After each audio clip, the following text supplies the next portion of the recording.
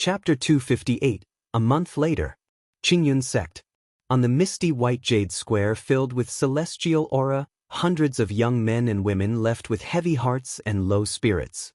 Yunlu, Xingyue, remember to cultivate diligently within Qingyun sect and feel free to send a message home if anything comes up. You can also seek help from your uncles Han and Zhao, and your auntie Zhao. Lu Changsheng spoke to his children before him. Today marked the once every 5 years Immortal sects exam of Qingyun sect. Since Hong Yi had sent his son, Hong Xuanji, to participate in the Immortal sects exam at Qingyun sect, Lu Changsheng thought it over and decided to have several of his children take the exam as well. After all, cultivating at an Immortal sect and learning skills in many aspects was indeed better than at home. Moreover, Qingyun sect wasn't far from home. Sending the children there meant they would not only receive the family's training but also that of the sect. However, only those under 18 could participate in the Qingyun sect exam, so naturally, Lu Pingan, Lu Yun, and Lu Chuanjin couldn't take part. Hence, out of the 8 children he chose to send for the Immortal sect's discipleship exam, only his son Lu Yunlu and daughter Lu Xingyue, both with 6th grade spiritual roots, passed the assessment. The other 6 children, along with Hong Xuanji, failed to make it through the exam. Through connections, Lu Changsheng also had a rough understanding of Qingyun sect's criteria for accepting disciples: spiritual root, perseverance, comprehension, Tao heart. The assessment was based on these 4 areas. But there was another unspoken criterion: age. Like Hong Xuanji with a 7th grade spiritual root, performed well in all 3 aspects of the exam but was disqualified because he was 18 years old. Brother-in-law, rest assured I will take good care of Yunlu and Xingyue, said a good-looking young man in his late 20s, standing tall and wearing the Qingyun sect disciple's magical robe next to him. It was Xia Zizhu's brother, Xia Zheng. With a 4th grade spiritual root, he was doing quite well in Qingyun sect, with a cultivation level of 8th level energy refinement, and he had hopes to reach foundation establishment in the future. Alright, in that case, I'm counting on you to look after Yunlu and Xingyue, Lu Changsheng said to his brother-in-law with a nod and a smile. He hadn't interacted much with Xia Zhaoyang, only conversing a few times. However, his impression of the man was decent, not one of heartlessness or unfaithfulness. After giving his instructions, Lu Changsheng walked down from the white jade square, leaving with the 6 children who had been eliminated and Hong Xuanji. Xingyue, Yunlu, although you've passed the exam, you are only outer disciples. Besides cultivation, you need to choose a skill to learn. Which skill do you plan to study? Xia Zhaoyang asked, turning to the 2 nieces and nephews. However, the look he gave Lu Xingyue was noticeably more affectionate. He had been cared for by his sister Xia Zizhu since he was a child. Over the years at Qingyun sect, Xia Zizhu often sent him a portion of her own cultivation resources and accumulated spirit stones. Thus, he always kept this familial love in his heart. Father said I can choose medicine, Lu Xingyue replied crisply. Although she had met this uncle several times, she still wasn't very familiar with him, and her voice held a hint of estrangement. Father told me to choose artifact refining, Lu Yunlu said. Good, it'll take you there, Xia Zhaoyang said, nodding his head and leading them away. Even though Qingyun sect had uniform arrangements, as a disciple of Qingyun sect, he knew some of the ins and outs. For instance, if the sect knew someone had a family member there, they were typically escorted by that member, which meant the outer disciples in charge might show a little more care and attention. At the entrance of Qingyun sect, many young men and women who failed to pass the exam left with sorrowful and disappointed expressions, some even crying out loud. Under such circumstances, Lu Changsheng's other 6 children were also downcast, pressing their lips tightly together. Seeing this scene, Lu Changsheng couldn't help but reminisce about his own feelings upon learning that he had been rejected by Qingyun sect 25 years ago.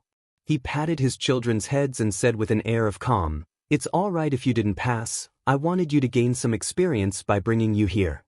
Xuanji, you shouldn't take it too hard either." Lu Changsheng didn't feel too strongly about the children's failure to pass because he had anticipated it, and he also maintained an indifferent attitude about it. They walked out of the mountain gate, where Hong Yi was eagerly waiting outside. His face immediately fell upon seeing Lu Changxing and his son exiting. He had high hopes for his son, Hong Xuanji, wanting him to join an immortal sect and surpass himself. But now, seeing his son walk out of the gate, he knew the boy hadn't passed the exam. Brother Lu, Xuanji, Hong Yi greeted Lu Changxing with a hand-over-fist salute. Xuanji did well in several areas of the exam, but he was disqualified because he's a little too old, Lu Changxing explained to Hong. Father, I have let you down. Your next read awaits at my virtual library Empire, Hong Xuanji said, slightly bowing his head to his father. He knew how much his father wished for him to be accepted into Qingyun sect. Ah, it's okay, Hong Yi sighed deeply, patted his son's shoulder, and didn't say much more. Many others, like Hong Yi, showed sadness and disappointment when they saw their children or younger family members walking out of the gate. Most of them, being loose cultivators, understood the hardship of such a path and wished for their offspring to be admitted into an immortal sect. Brother Hong, Xuanji is quite talented and intelligent, and he will not fare poorly in the future even if he hasn't joined an immortal sect. We ourselves were once rejected by Qingyun sect as well, weren't we? Lu Changxing said to comfort him. If Xuanji's future turns out a bit like mine, that would be decent, but it's audacious to compare him with you, Brother Lu, Hong Yi said, with a bitter smile on his face.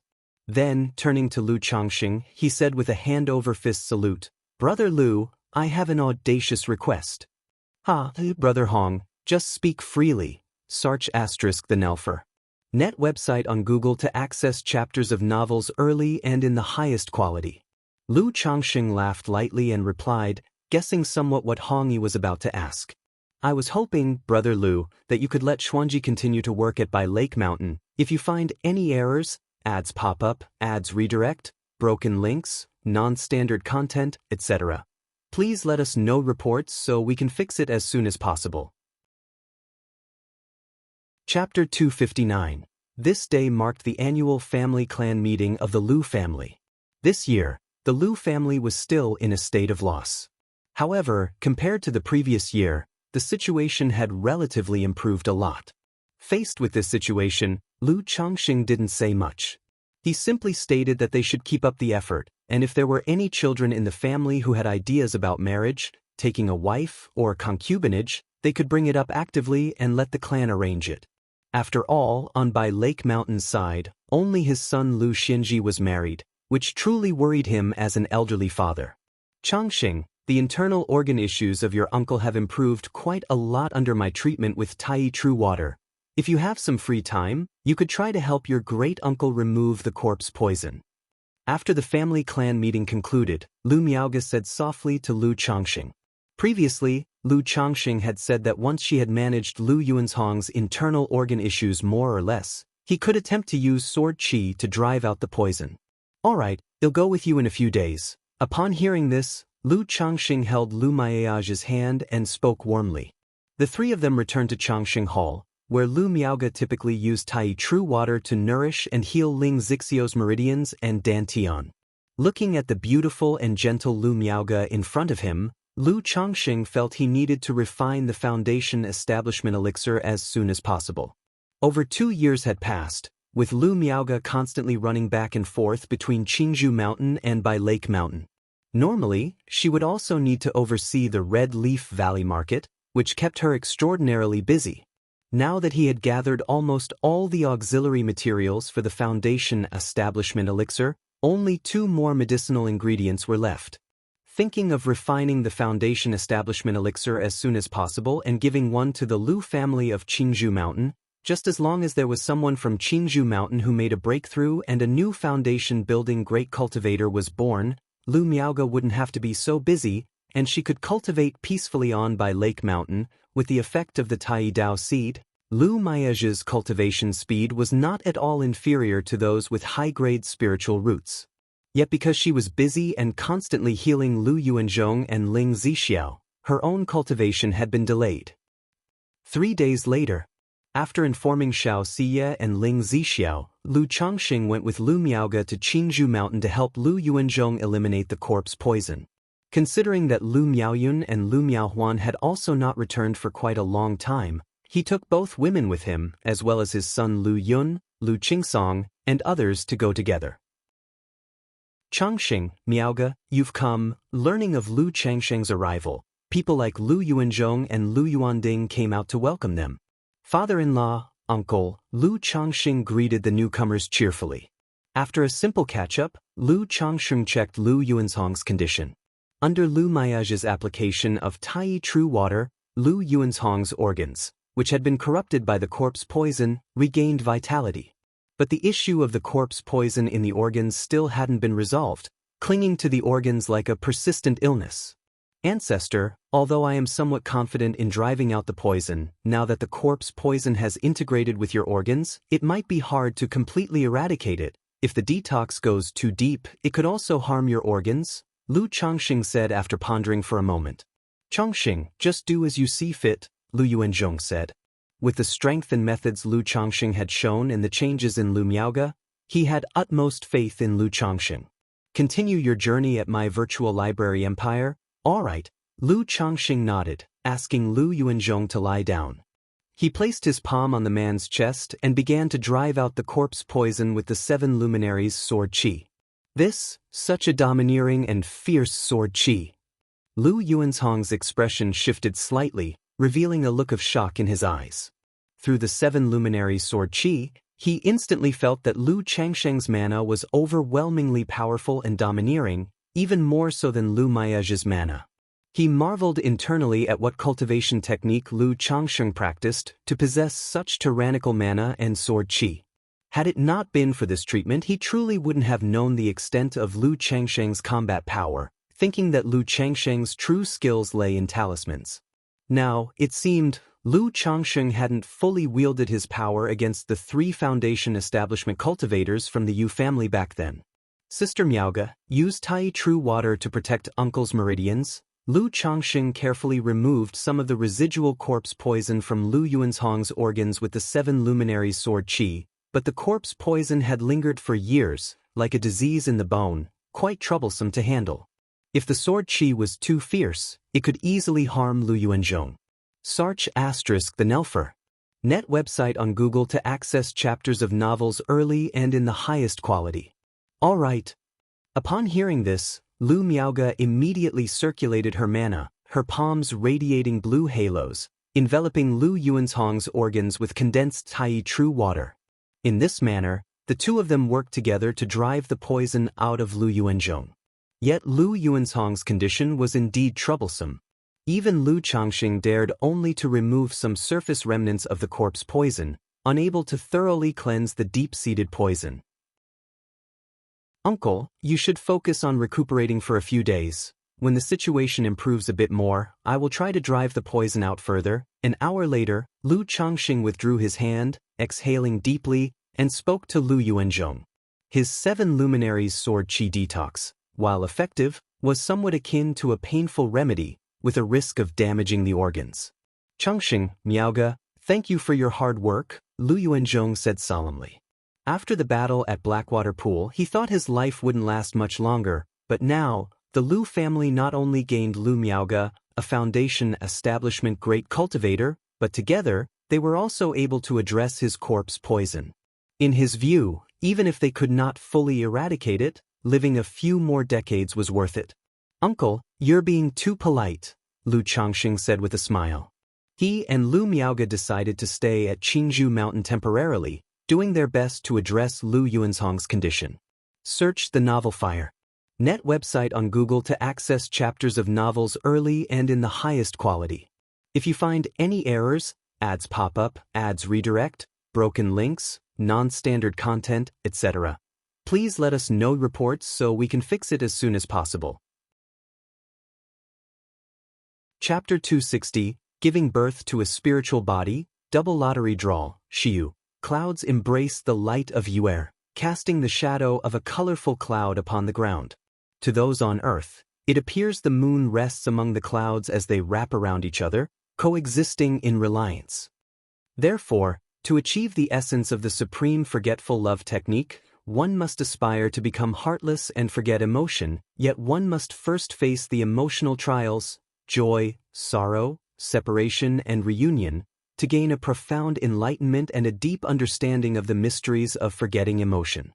Previously, your teacher had asked Elder Yun to refine the red dust elixir, hoping that with its aid, you would comprehend the chaos of mortal life and could skip this step.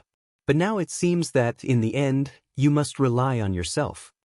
Yun Wanshang uttered these words.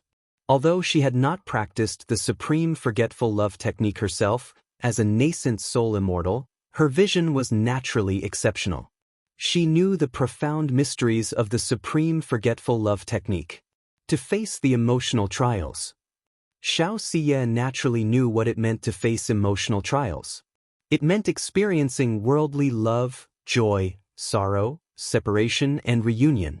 However, as she practiced the supreme forgetful love technique, she could feel herself becoming more and more indifferent, rarely moved by emotions or disturbed by feelings. Under such circumstances, to experience joy, sorrow, separation, and reunion was extremely difficult. As for love, having practiced the supreme forgetful love technique, Xianxia no longer knew what love was. If you cannot succeed, then you need not continue practicing the supreme forgetful love technique. To indulge in such a cultivation technique without success may lead you astray into a demonic path, wasting your potential. With your talent and aptitude, even without practicing the supreme forgetful love technique, you can still build a flawless Tao foundation. Yun Wanshang spoke, saying so. She had been hesitant at first to allow Xianxia to practice the supreme forgetful love technique. But 5 years ago, after undergoing an emotional trial herself, her mindset and thoughts also changed. She gradually realized that emotional trials were not so easily overcome. One lapse could ensnare one completely. After being silent for a long while, Xianxia softly said, "Master, I wish to try again. I will give you 3 more years. If you do not succeed within this time, you will give up the supreme forgetful love technique," said Yun Wanshang to her disciple. "Shiyu shall heed master's words."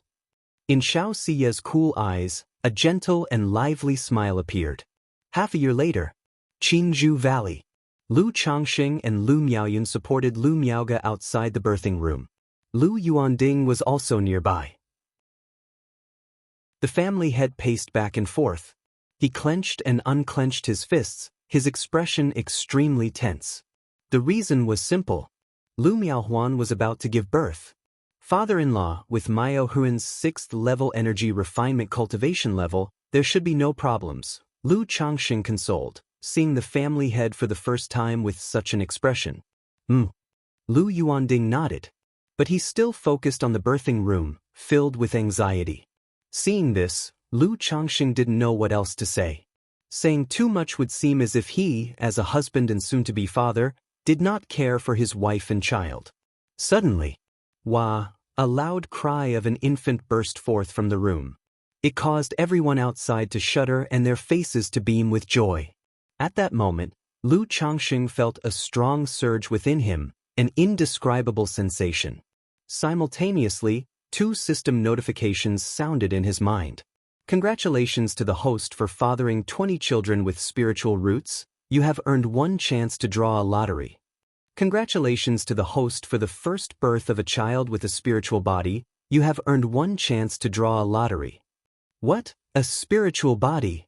Hearing the notifications, Lu Changsheng's heart was overwhelmed, and he was ecstatic.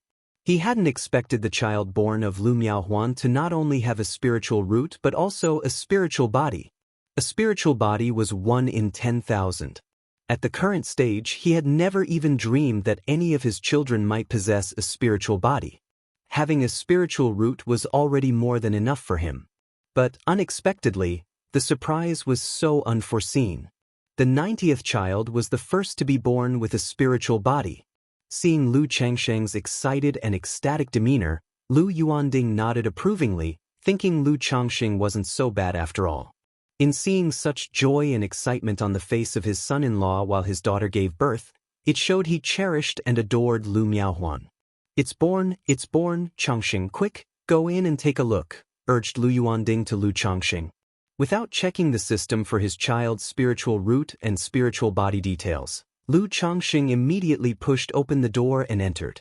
Congratulations, son-in-law, it's a young master, the midwife said to Lu Changxing, beaming with happiness. Good, good, good. Lu Changxing nodded happily, handing out 2 spirit stones as a token of celebration, and then he approached the bed. Looking at Lu Miaohuan, who was a bit weak from holding the child, he took her hand and said, Huan, you've worked hard. Lu Changxing, it hurt a lot. Lu Miaohuan said with a look of grievance as soon as she saw Lu Changxing. It's my fault letting you suffer, Lu Changxing immediately soothed. Then he looked at the child and said, This is our child, so adorable. Ordinary children are all wrinkled at birth. But Lu Changxing knew that children born to cultivators were different, with skin smooth and radiant, never wrinkled. Such children, even without a spiritual root, would be martial prodigies if they practiced martial arts in the future. Hee, so tiny, Lu Miaohuan said, smiling happily as she teased their little one in her arms. The baby didn't cry but peered around with round, curious eyes, gazing at the world. Let's go see father-in-law, suggested Lu Changxing. Not wanting to keep Lu Yuanding waiting outside any longer, the couple carried the child and stepped out of the room. Oh, my dear grandchild, let me have a look. Lu Yuanding, who had been waiting impatiently outside, was thrilled to see Lu Changxing and Lu Miaohuan with the baby and eagerly moved closer to hold the child, his eyes crinkling with a smile. Chapter 261, Giving Birth to a Spiritual Body, Double Lottery Draw.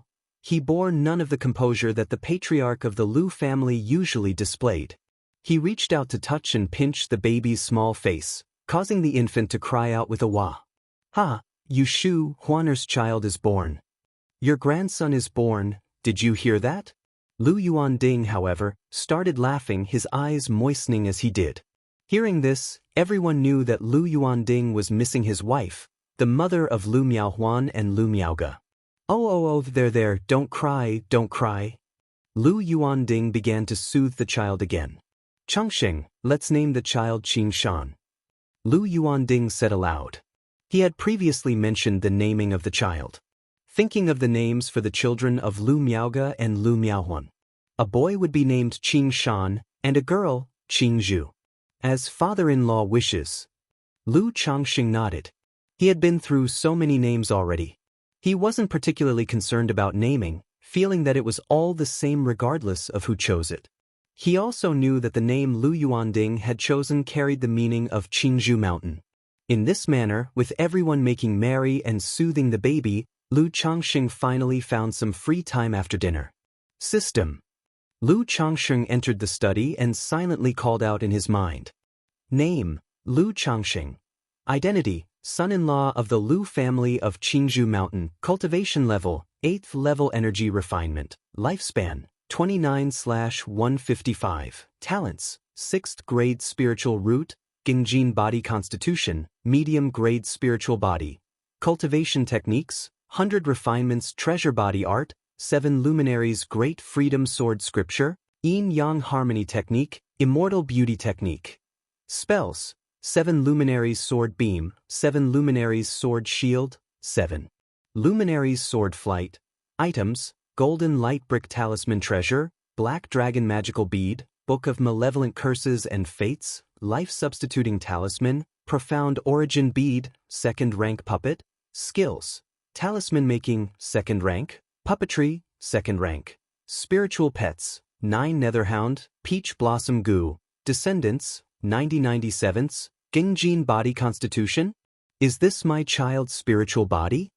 Lu Changxing saw that an additional Gingjin body constitution was listed under his own talents. Immediately he knew this was his son, Lu Qingshan's spiritual body. He instantly looked toward the descendants section, his spirit stirring slightly. Name, Lu Qingshan. Lifespan, 184th. Talents, 6th grade spiritual root, Gingjin body constitution, medium grade spiritual body. Cultivation level, none, as expected. Lu Changxing saw the panel for his son and inwardly said as expected. Not only did he possess a 6th grade spiritual root, but also the Gingjin body constitution. The Gingjin body constitution is one of the more common types among the 5 elements spiritual body, I wonder which attribute my son's spiritual root leans towards. If the spiritual root also leans toward the metal attribute, even with a 6th grade spiritual root, as long as he cultivates metal attribute cultivation techniques, his cultivation speed will not be any weaker than those with higher grade spiritual roots. Lu Changsheng felt a surge of excitement and joy. Out of curiosity about spiritual bodies and because of Xia Zizhu's spiritual body, he had looked through a lot of information about them. He knew some of the more common spiritual bodies. This Gingjin body constitution was one of them. Although it wasn't considered a rare spiritual body, it was still a spiritual body. Knowing that this type of spiritual body, when paired with a spiritual root of the same attribute and cultivating metal attribute cultivation techniques, could match the cultivation speed of a higher grade spiritual root. Moreover, it didn't just enhance the cultivation speed. Cultivating the corresponding attribute techniques, spells, and divine skills would also be more powerful, surpassing those of the same rank. It would be best if it's a metal attribute spiritual root, but it doesn't matter if it's not. Moreover, I have the 7 luminaries' Great Freedom Sword scripture, so there's no need to worry about any attribute of cultivation techniques unless my son has a mutant spiritual root. Lu Changsheng exhaled softly. There was now an added anticipation for the future of this child. He was the first prodigy of the Lu family. All the children before had lower grade spiritual roots. This one not only has a middle grade spiritual root, but also possesses a spiritual body. Immediately after, Lu Changsheng began his cultivation in a seated position. He personally experienced the effects of this Gingjin body constitution. After a long while. Is it because the child has just been born and the spiritual body is still growing? After briefly cultivating, Lu Changsheng could feel his intake and outflow of spiritual energy during qi refinement was smoother with the metal attribute. But the effect was not as astounding or transformative as one might imagine. He guessed in his heart that it was because the child was newly born. Like the spiritual root, this Gingjin body constitution was still growing. It needed to reach a certain age to be fully developed. I cultivate the 7 luminaries' Great Freedom Sword scripture, and this Gingjin body constitution mainly enhances the lethality of my spells somewhat, not contributing much to cultivation itself. The quickness of metal attribute spiritual energy might even affect the balance I maintain while cultivating the other attributes. Unless in the future I have more children, providing me with one of each of the 5 elements spiritual body types, Lu Changsheng mused to himself. He knew that such a spiritual body is best paired with corresponding attribute cultivation techniques. If one cultivates other attribute techniques, it might even be detrimental. And the 7 luminaries' Great Freedom Sword scripture that he cultivated required maintaining a balance among the 7 attributes of yin, yang, and the 5 elements. Lu Changsheng didn't pay too much attention to this. Thinking of the 2 additional draw chances he had, he silently invoked System Draw. Immediately, the system's spinning wheel appeared. Start the draw. Seeing the roulette wheel, Lu Changsheng didn't overthink it. With a thought, he directly initiated the draw. Suddenly, a beam of golden light swiftly moved around the wheel, eventually settling on elixir medicines. Ding! Congratulations, host, on obtaining a 3rd-rank coagulation crystal elixir. Reward has been issued to the system space, available for host to check at any time. An elixir medicine icon emerged from the spinning wheel, accompanied by a system notification. Coagulation crystal elixir? Lu Changsheng was surprised to see what he had drawn. He naturally knew what the coagulation crystal elixir was. It was somewhat similar to the foundation establishment elixir, but it was many times more precious than a foundation establishment elixir. An elixir that could help foundation establishment cultivators increase their chances of reaching core formation and enhance the quality of their core. For most cultivators, even a foundation establishment elixir was a luxury, hard to come by. And this coagulation crystal elixir that aids in core formation, its preciousness could be imagined. Elixir medicine, coagulation crystal elixir, quality, 3rd rank. Description: when a cultivator at the peak of foundation establishment attempts core formation, Consuming this can increase the chances of core formation by 30% and also improve the quality of the core formed. Within the system space, information about the coagulation crystal elixir appeared. 30% increase in the chances of forming a core, and it even has some benefits to the core's quality. It seems this coagulation crystal elixir is just like the lifespan extension pill I drew before, belonging to the supreme category, which is why it has such effects, Lu Changxing thought. With this coagulation crystal elixir, I won't have to worry about core formation once I have established my foundation, Lu Changxing said with a joyful expression. He had initially wanted to draw a foundation establishment elixir. Unexpectedly, his draw turned out to be a coagulation crystal elixir, which was of a higher grade and more precious than a foundation establishment elixir.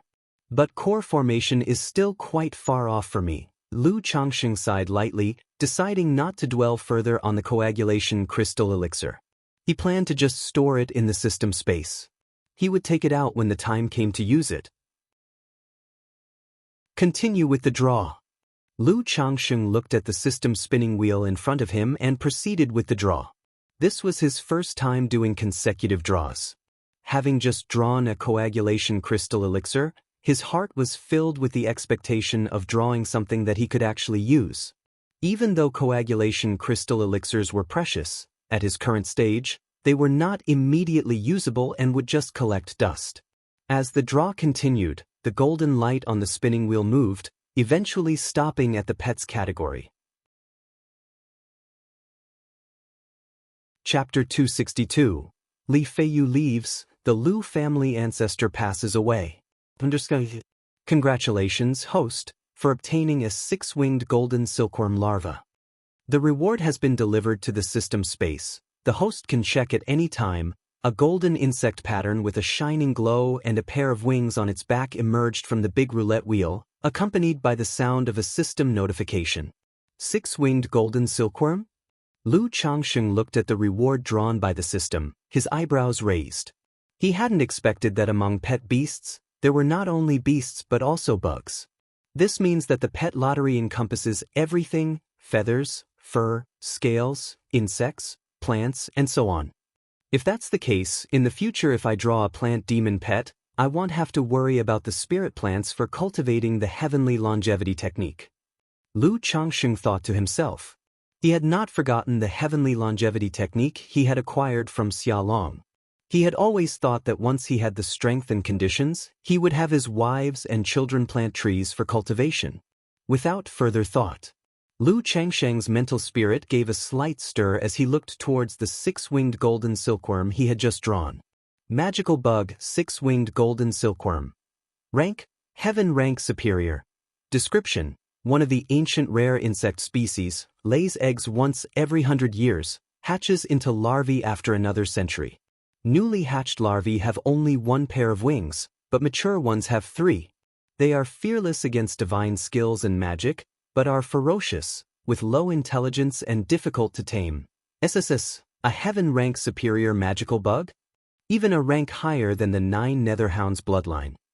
I wonder how long it will take for this 6-winged golden silkworm to mature and develop 6 wings. Lu Changxing considered the information about the 6-winged golden silkworm, thinking to himself. What concerned him most was how long it would take for the 6-winged golden silkworm to grow. After all, at the moment, the most challenging part about pet beasts was their cultivation phase. Cultivation times spanning dozens or hundreds of years were truly testing. For example, the 9 Netherhound had been at first grade primary level for many years. Only about half a year ago, when Lu Changxing finally had some surplus funds, he bought some spiritual beast pills for Lu Pingon to feed it regularly. It's now almost reaching the first grade middle stage. Regarding the system's description that the 6-winged golden silkworm is ferocious, unintelligent, and hard to tame, Lu Changxing didn't take it to heart at all. What does difficulty in taming have to do with him?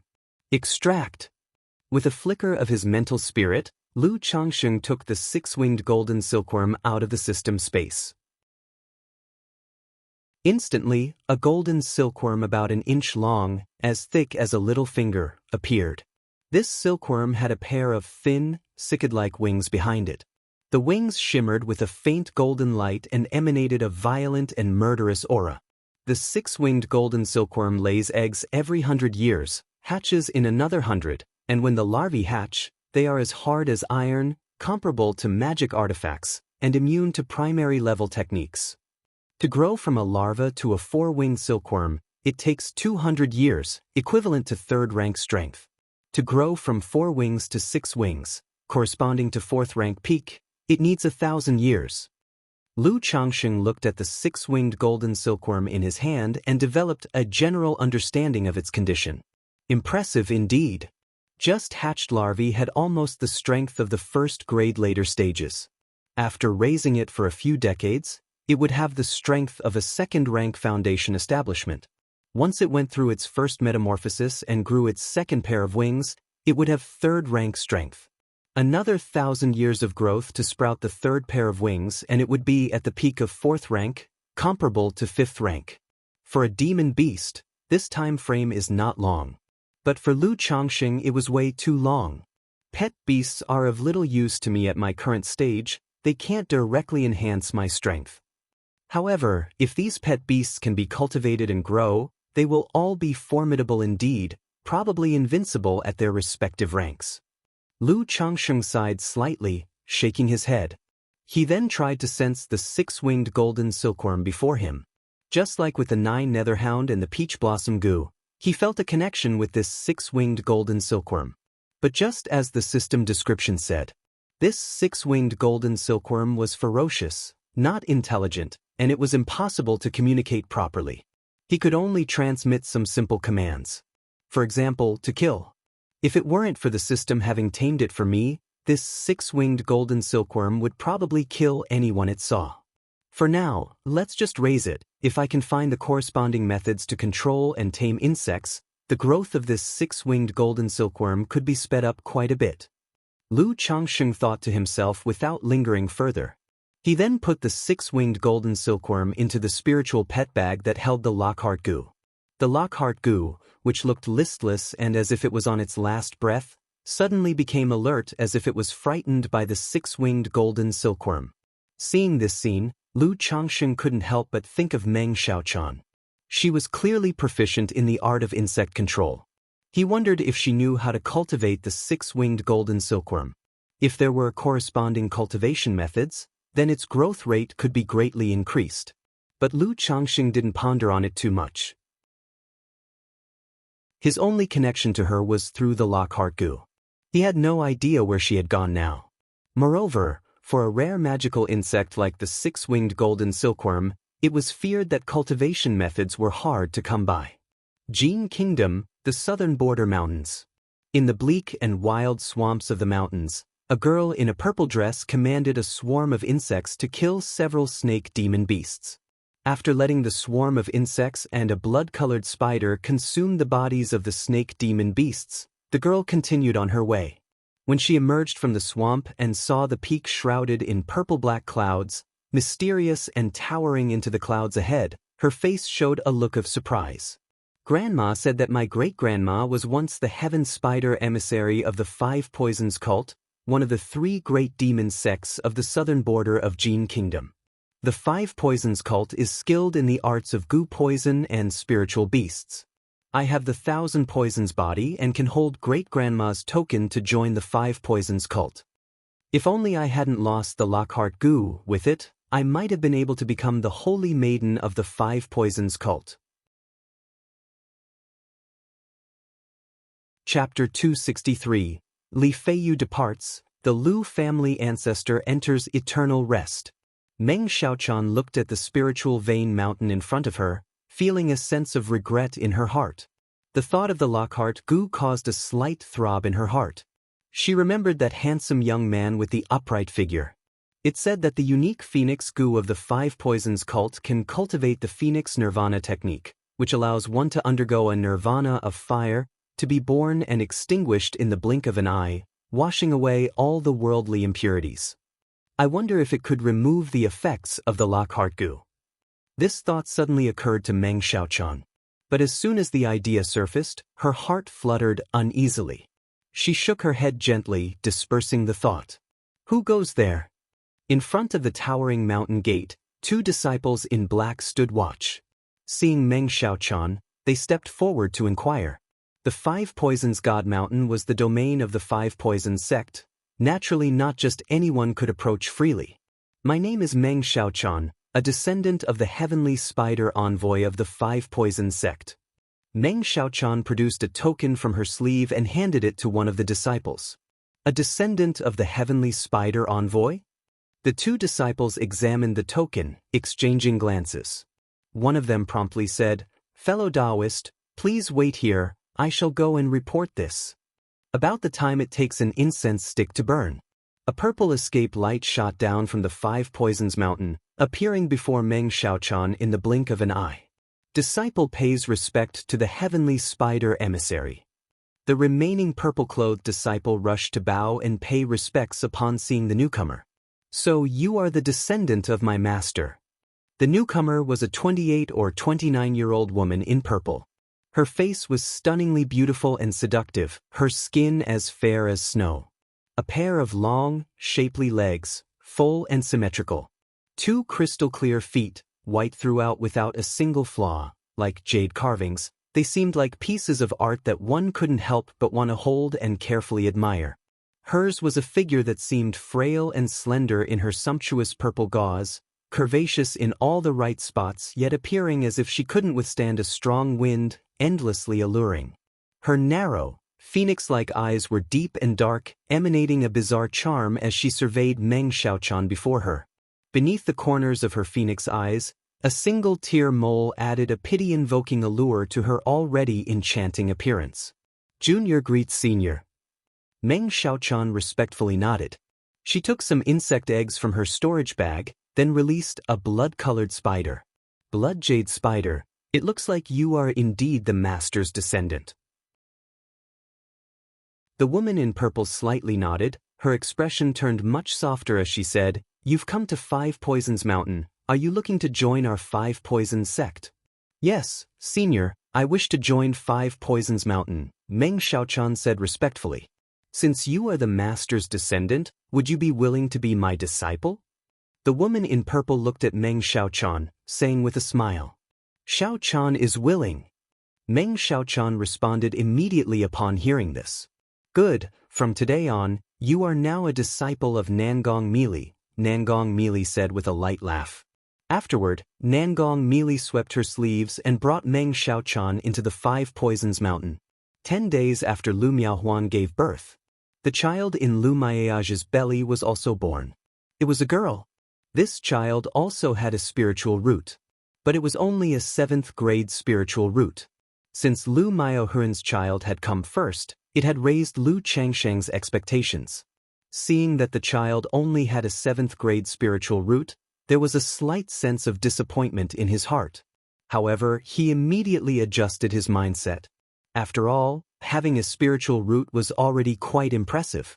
How could everyone be exceptionally talented? This must be the result of good breeding, Lu Changsheng thought to himself. The fact that both Lu Miaoge and Lu Miaohuan had given birth to children, although luck played a part, also showed that the higher the cultivation level of the parents, the higher the quality of the spiritual root, and thus the higher the probability of their children possessing spiritual roots. The quality of the spiritual root was also likely to be better. After Lu Miaoge gave birth, Lu Changsheng stayed in Qingzhou Mountain for 3 days before returning to Nine Dragons Market. Since both women had given birth, he had been on leave for a while, so it was not good to delay any further. Back in Nine Dragons Market, Lu Changsheng searched for some books about insects.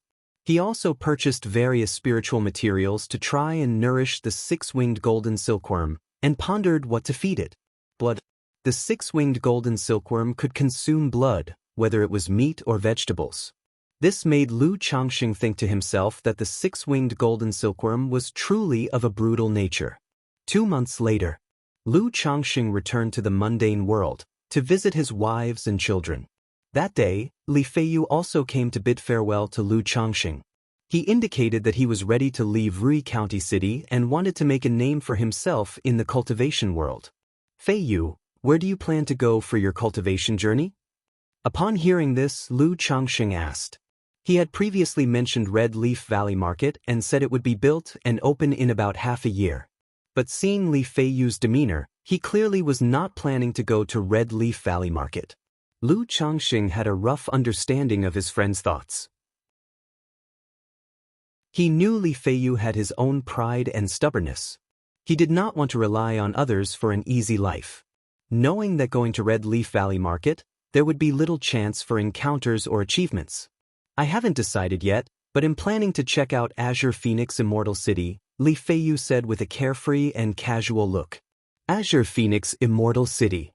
Lu Changsheng paused for a moment when he heard this. He certainly knew of Azure Phoenix Immortal City. Jiang Country had 3 great immortal cities. Jiuxiao Immortal City in the central part, the #1 immortal city in Jiang Country, with incredibly prosperous cultivator marketplaces. Great Dream Immortal City located at the northern border, backed by the Great Dream Marsh. This marsh was boundless, shrouded in mist all year round, blocking the divine sense of cultivators. It was said that even nascent soul immortals who entered would never come back. Therefore, no one knew what lay beyond the Great Dream Marsh. Some rumors said it was a forbidden land of absolute death. Others claimed it was an even vaster and more affluent cultivation world. Chapter 264. Li Feiyu departs, the Lu family ancestor passes away. The Azure Phoenix Immortal City is located on the southern border of Jiang Country, close to the Myriad Beasts mountain range, and borders Yu Country. Not only can one go to the mountain range to temper oneself and hunt demon beasts for money, but one can also go to Yu Country to interact with Yu Country cultivators. At ordinary times, many Yu Country cultivators gather in the Azure Phoenix Immortal City, which is considered a holy land for loose cultivators. Many loose cultivators who aspire to make a name for themselves will go to the Azure Phoenix Immortal City to take their chances. But likewise, such a place is incomparably dangerous. The level of danger is estimated to be tens of times that of the 9 Dragons Market. Every year, countless cultivators are buried in the wilderness, unknown. The cultivation world is so vast, one must see it. I heard the Azure Phoenix Immortal City is a holy land for loose cultivators, and as a loose cultivator myself, naturally I should go and see. I'm not saying I'll make something big out of it, but at least I'll witness the cultivation world. Li Feiyu said with a smirk. He had made inquiries about the Azure Phoenix Immortal City and naturally knew its dangers. But danger and opportunity coexist. For an ordinary loose cultivator, if one wishes to rise above others, this is the best place. Otherwise, with his 7th grade spiritual root, rolling in the secular world or small marketplaces, it would be difficult for him to achieve much in this lifetime. There's a year and a half left in our 10-year pact. Will you come then? Lu Changxing inquired. Previously, Hong had written to inquire of Xianxia, Zhao Qingqing, and Han Lin about the 10-year pact. All 3 had agreed, expressing that they would get together at that time. I'm not planning to head directly to the Azure Phoenix Immortal City, but instead to travel around first. After attending the pact, then I'll truly head to the Azure Phoenix Immortal City. Li Feiyu didn't hide his thoughts either. He knew the Azure Phoenix Immortal City was extremely dangerous.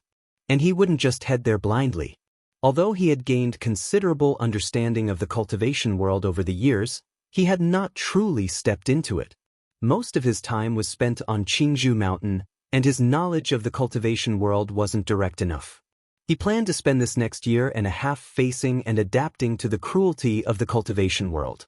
Changxing, if I don't come back by then, please help take care of my home. Li Feiyu continued to speak. He had said this before. But now, just before leaving, he said it again. I've agreed to this, but I believe that situation will not arise.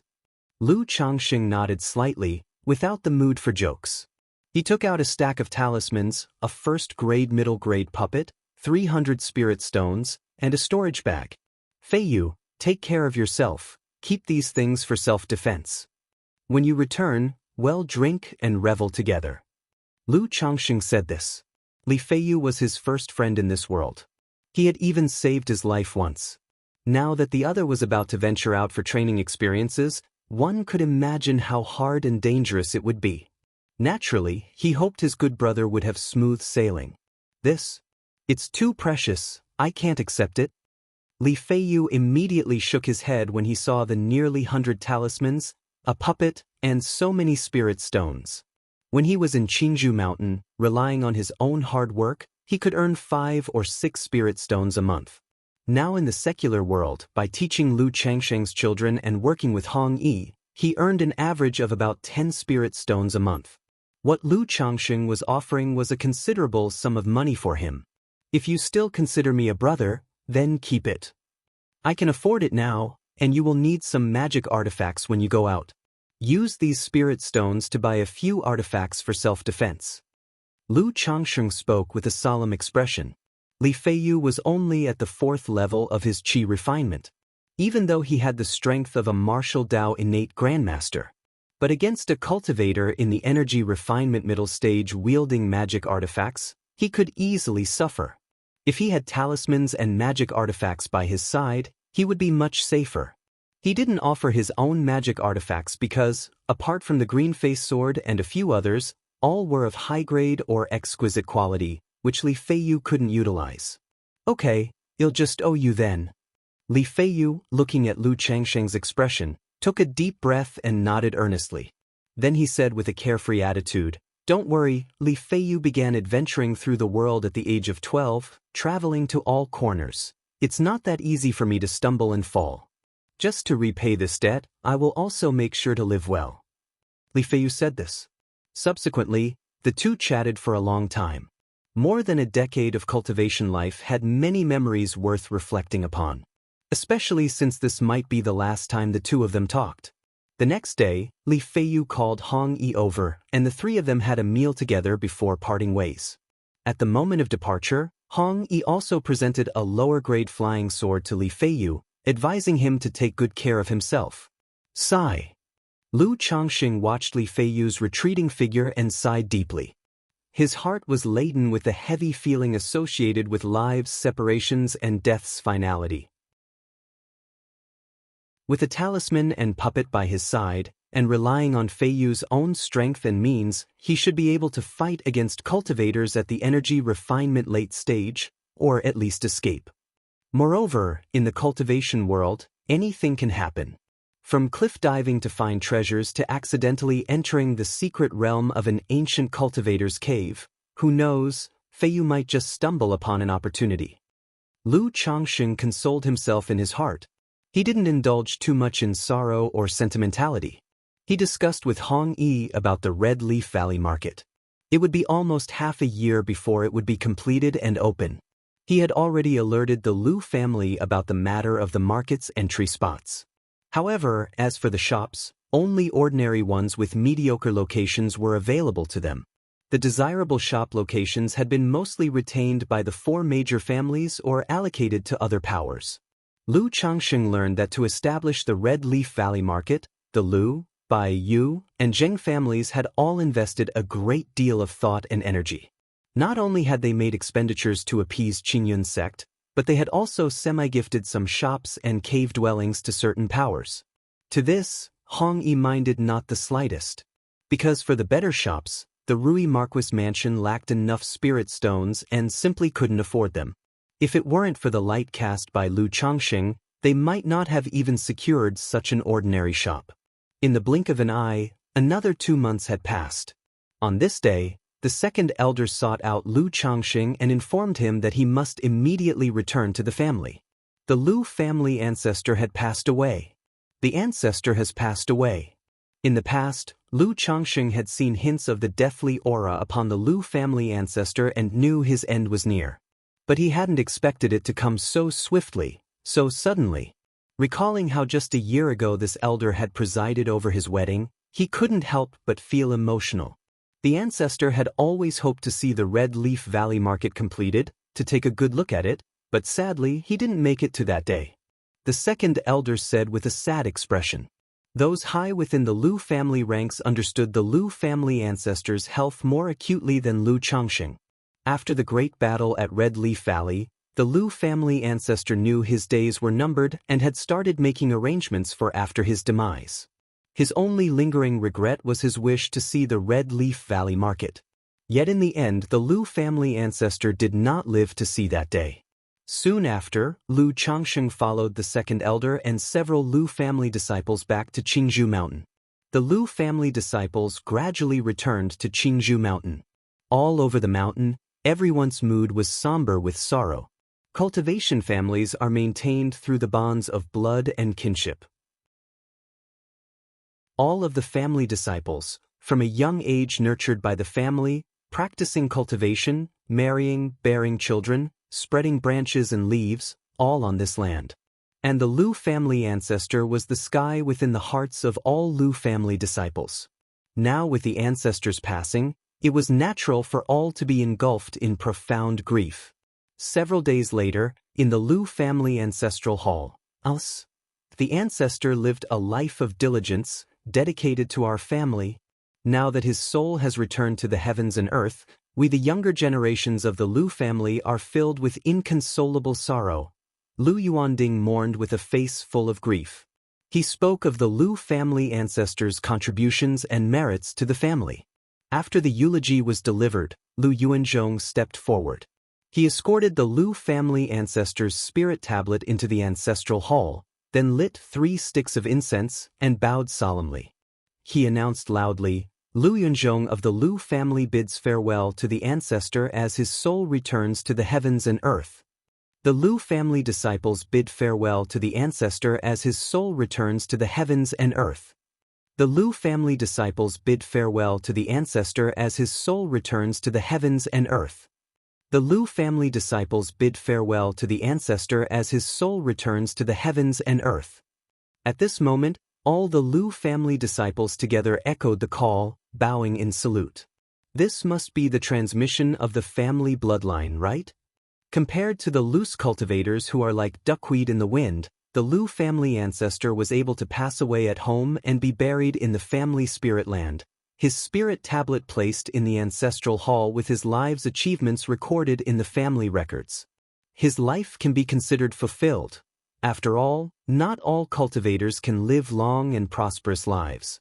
It is through this manner that one's bloodline, one's spirit, continues to be passed down and endure. Lu Changsheng also bowed and chanted along, his emotions stirred. He began to understand why family ties in this world were so deep. On one hand, it's maintained by the bonds of blood and kinship. On the other, it's about how one is irrevocably bound to the family from the moment of birth, bound for life. Within the entire family, everyone is striving for a shared goal, a common belief. Chapter 265. Uncle Returned. _1 Cultivators care less about the trivial formalities of the secular world. After worshipping the spirit tablet of the Lu family ancestor, the ceremony is considered over once everyone has offered 3 sticks of incense. The crowd gradually dispersed. Just as Lu Changsheng was about to leave, Lu Yuanding, the newly advanced ancestor, called out to him. Changsheng, how is your cultivation progressing? Lu Yuanzhong had a scholarly appearance, bearing some resemblance to Lu Yuanding.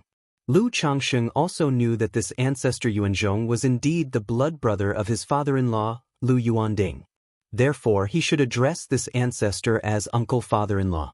However, in cultivation families like Qingzhou Mountain, as soon as one succeeds in foundation establishment, their generational status automatically rises to that of an ancestor. Reporting to ancestor, I am currently at the 6th level of Qi refinement, and I estimate it will take 3 more years to reach the peak of the 6th level, Lu Changsheng replied. That was what Lu Changsheng said, having declared 2 years earlier that he was at the 6th level of Qi refinement and naturally not daring to overstate his progress. Very good, Lu Yuanzhong commented with a slight nod after hearing this. After giving Lu Changsheng a few appraising looks, he took out a jade scroll. I've heard that you have been cultivating the Changchun technique, and this greenwood art is a high-grade cultivation technique treasured by our Lu family. You should take it and cultivate it, Yuanding said. If there's anything you don't understand, you can also ask Yuanding. He cultivates this greenwood art as well, Yuanzhong added. Lu Changsheng was somewhat surprised to hear this. He had not expected Lu Yuanzhong to stop him just to give him a cultivation technique. Having been busy in Red Leaf Valley Market over the past year, Lu Chongqing had rarely interacted with the newly advanced ancestor. They had only met briefly a couple of times. He hadn't expected that immediately following the death of the Lu family ancestor, the latter would express goodwill toward him. "Thank you very much, ancestor." Lu Chongqing immediately expressed his gratitude with respect. Although he already possessed the 7 luminaries' great freedom sword scripture and did not need this greenwood art, it was nevertheless a gesture of kindness. After all, to his knowledge, the highest level techniques treasured by the Lu family were a few high-grade cultivation techniques. Now that they're willing to pass on one to him, they have effectively accepted him as one of their own. "Remember, this technique is for your cultivation only and must not be passed on," Lu Yuanding cautioned. "Ancestor, please rest assured, Chongqing understands." Lu Chongqing nodded and replied. Having spent so many years in Nine Dragons Market, he had come to understand why the inheritance of techniques in the cultivation world is so scarce and precious. These inheritances originate from immortal sects, families, or loose cultivators. Immortal sects, as the primary suppliers, prohibit the sale of high-grade cultivation techniques and skill inheritances within their territories to continuously harvest excellent disciples and affordable labor. This is why they are forbidden from selling advanced methods. And why would any cultivation family want to sell the very foundation that sustains them? They prefer to abide by this rule, preventing leakages of such inheritances and partaking in the benefits. Loose cultivators are no different. It's improbable for them to selflessly risk censure by selling high-grade techniques. Most choose to deal privately instead.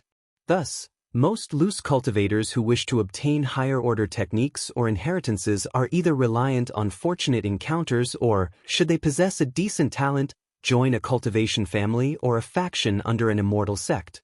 This has become an unwritten rule in the cultivation world. Primary-level techniques and first-grade skill inheritances are commonplace and can be purchased with a few spirit stones. But if one wishes to advance further without fortune, they must find a way to join a power and be exploited.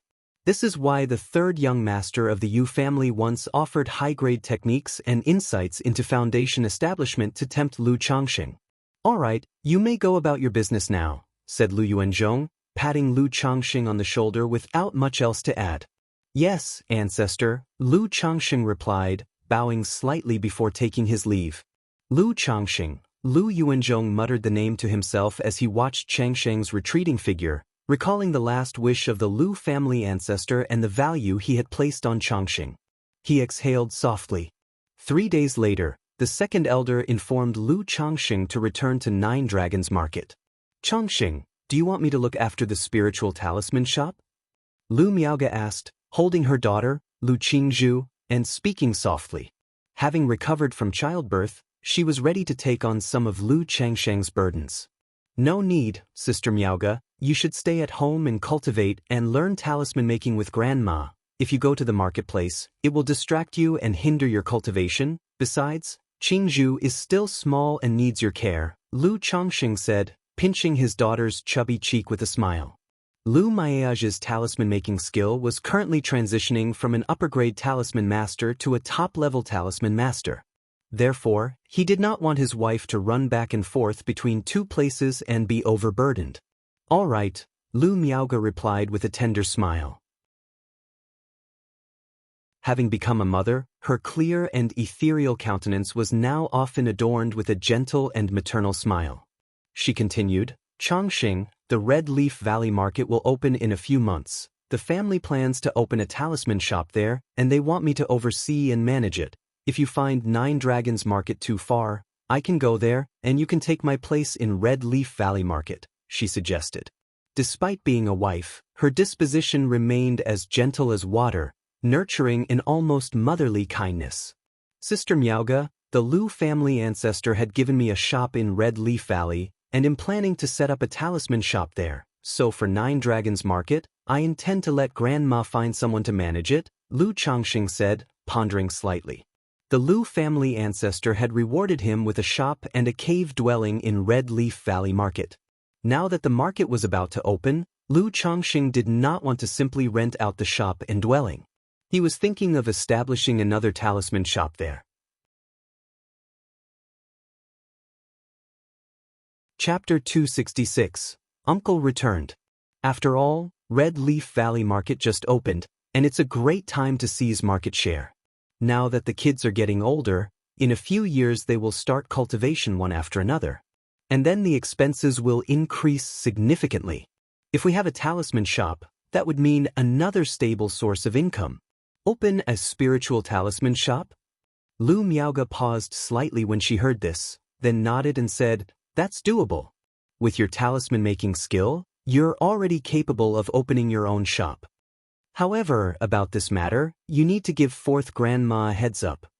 Not long ago, Lu Changxing had taken his talisman skills up a notch, demonstrating the prowess of a first-grade top-level talisman master. With such a level of skill, coupled with the Lu family's supply channels, sustaining a talisman shop should be no issue. I've already mentioned this to Grandma and plan to talk to her about it more later. Alright, second elder is still waiting for me. Sister Miaoge, I'll head over now, Lu Changxing said. He didn't linger to talk more with Lu Miaoge. After kissing his daughter and wife on their cheeks, he waved his hand and took off. Arriving at the entrance of Qingzhou Mountain, he boarded the second elder's spirit boat and set off for Nine Dragons Market. 2 days later, Lu Changxing returned to Nine Dragons Market. As soon as he arrived home, Xia Zhiyue joyfully brought him good news.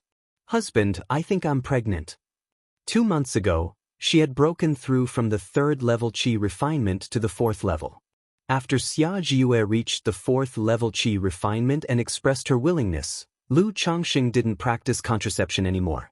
But whether it was bad luck or due to her spirit-nurturing physique, it took so long for Xia Zhiyue to conceive. "You're pregnant, let me see?" Lu Changxing smiled when he heard the news, placing his head against Xia Ziyu's lower abdomen. He immediately confirmed that she was indeed pregnant. "Jia, you should rest and take good care of yourself at home from now on." Lu Changxing gently stroked her smooth black hair and spoke softly. Even though Xia Zhiyue only had a 7th grade spiritual root, her spirit-nurturing physique made him quite expectant of their child.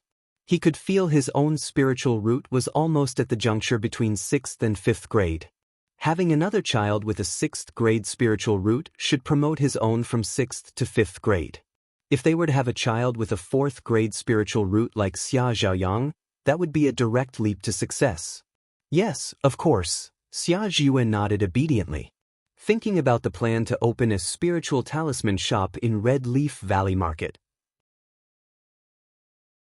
Lu Changxing went next door to Gao He's house and knocked on the door. "Uncle Lu." The door was opened by a 17 or 18-year-old girl with a delicate visage, dressed in a moon-white embroidered garment. It was Gao He's daughter, Gao Xiaoya. The former little Lolita had grown into an elegant young lady. "Xiaoya, is your dad at home?" Lu Changxing asked. "He's not, Uncle Lu. Is there something you need from my father?" Gao Xiaoya asked, tilting her head. "It's nothing urgent. Let him know when he gets back that I have something to discuss with him," Lu Changxing said with a smile. "All right, Uncle Lu. Won't you come in for a cup of tea?" Gao Xiaoya asked politely. "No, I have other matters to attend to," Lu Changxing declined and waved his hand. Gao He only returned home after nightfall. As soon as he got home, he came to inquire about Lu Changsheng's business. "Brother Gao, you must have heard of Red Leaf Valley Market, haven't you?" Lu Changxing asked. "Of course, it's the marketplace established by your Lu family of Qingzhou Mountain, the Yu family from Bai Lake Mountain, the Wugong Ridge Sheng family, and the 100 Birds Lake Bai family," Gao He responded, nodding his head. As a talisman master, he also had his own information channels. Therefore, he was aware of the annihilation of Red Leaf Valley and the subsequent transformation into a marketplace by the 4 major families. "I am planning to open a talisman shop in Red Leaf Valley Market and wanted to ask if you're interested in coming over as the resident talisman master." Lu Changxing got straight to the point. Although he intended to open a spiritual talisman shop in Red Leaf Valley, having managed a talisman shop in Nine Dragons Market for so many years, he knew that it was difficult to run a shop alone. Especially in the initial stages, there are many tasks that require attention. He alone would definitely be overwhelmed. So, he would undoubtedly need to hire help. Having known Gao He for many years, Lu Changxing was aware that aside from his occasional indulgences in pleasures, his character was reliable. A reliable person indeed. So Lu Changxing thought of hiring Gao He to manage the shop for him. The position of the resident talisman master? Gao He heard this and didn't immediately answer, showing a contemplative expression. He was content with living a stable life. With no ambitious aspirations, he only wished to raise his daughter well and live out his life in peace. Currently a resident talisman master at a spiritual talisman shop in Nine Dragons Market, his life was very stable. Heading to Red Leaf Valley Market would surely be less secure than here. If you are willing, Brother Gao, you only need to manage the shop, create some talismans, and occasionally mentor apprentices. I will mostly stay out of the shop's affairs. In terms of salary, it will be increased by 50% based on your current rate, and additionally, in Red Leaf Valley Market, I have a second-order cave mansion with a spirit vein, which I can rent to you at a base price. This will also greatly improve your and Xiaoya's cultivation, Lu Changxing continued. Since he was looking to recruit someone, he had to offer a price that was enticing enough. Otherwise, why would someone agree to work for him? With you putting it this way, Brother Lu, I don't have any reason to refuse, Gao He said with a beaming smile that made his face even more prosperous. Just the 50% increase in salary was tempting to him. Adding on the second-order cave mansion, he had no reason to refuse at all. For ordinary loose cultivators, aside from joining a force, they generally had no means of securing a second-order mansion.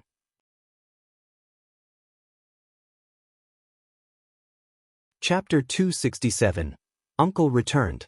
Alright, let's settle it like this. The Red Leaf Valley Market will be open in a few more months, and I'll notify Gao He then. Seeing the other party agree, Lu Changxing also nodded. Okay, no problem. Gao He nodded in agreement. Gao He, how are you doing with superior-grade talismans now? Lu Changxing inquired. Gao He had also become a superior-grade talisman master. But the specifics, he wasn't too clear on. Although he had chatted with Gao He about talismans over the years, it was not exactly frequent. I have about a 50% success rate with golden light barrier talismans. As for nectar talismans, only a 30% success rate, and for escape talismans, merely 10%. Gao He shook his head and sighed. Hearing this, Lu Changxing immediately spoke out, discussing and offering guidance to Gao He about talismans. After all, the man was considered his own family's resident talisman master. So, spending some time guiding him was not a big deal. Additionally, by doing this, it allowed Gao He to serve him better. 3 months flew by in a blink. During this time, the fourth elder also learned of Lu Changxing's intention to open a talisman shop in Red Leaf Valley. She didn't say much about it, but instead supported Lu Changxing's idea. After all, with his talisman-making skill, it would indeed be a pity to rent out the shop. She soon arranged for another talisman master to preside over the spiritual talisman shop in Nine Dragons Market.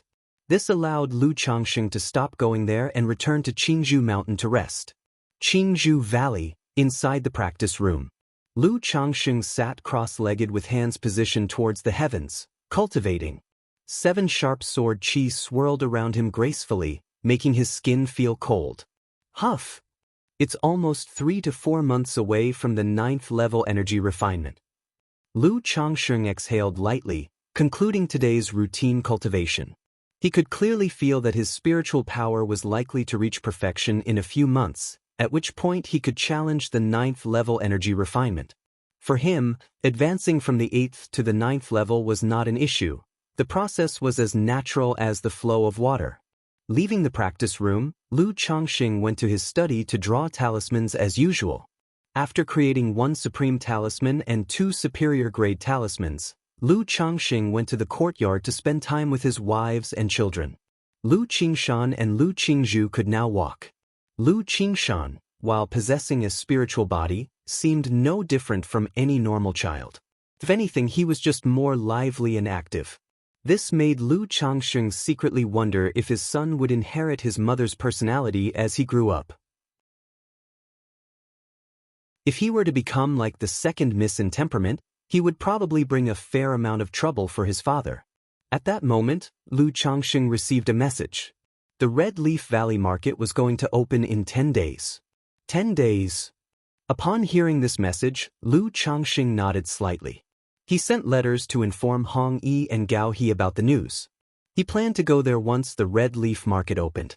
Although the marketplace would not attract many cultivators when it just opened, and it would need some time before the traffic picked up, opening a shop required advance arrangement and preparation. Upon a solemn, hallowed, and eerie high platform. The platform was surrounded by golden flagpoles. The black flags flying from the poles were embroidered with various vivid and lifelike demons.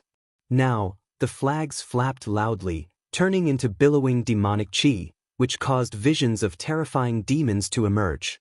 At that moment, the white-haired young man sitting cross-legged on the platform suddenly opened his stunning eyes. They were dark and profound, with a crescent lotus pattern surfacing at his brow. The crescent lotus was blood-red, exuding an evil charm, and wrapped him in a powerful and boundless aura, like a ferocious tiger or dragon. Ketsukadu, Sami, Prajnaparamita Sami, Ketsukadu Prajnaparamita Sami. The white-haired young man abruptly voiced a deep and mysterious chant.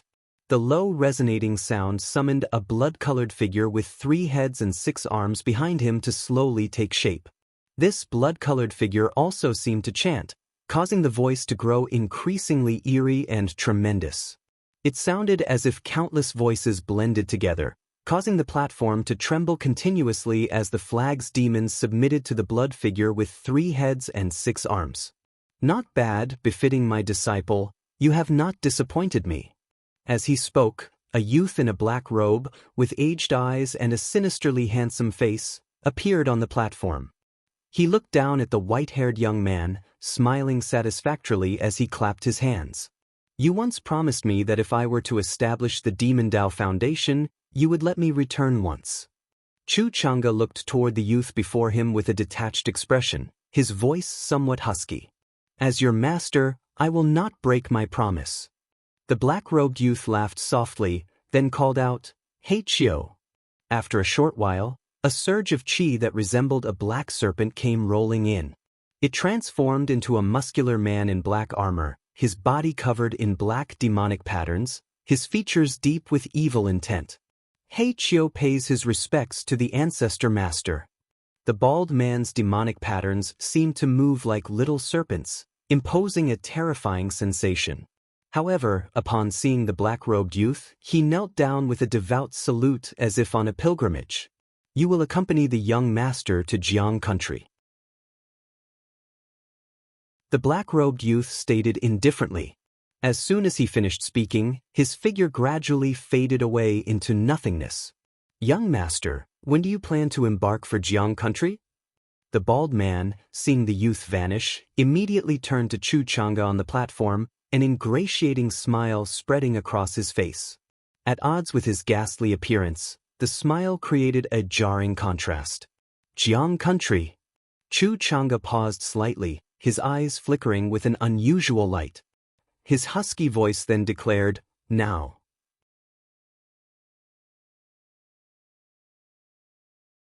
Chapter 268, Advanced Draw, Heavenly Spiritual Treasure. _ 10 days later. Red Leaf Valley Market.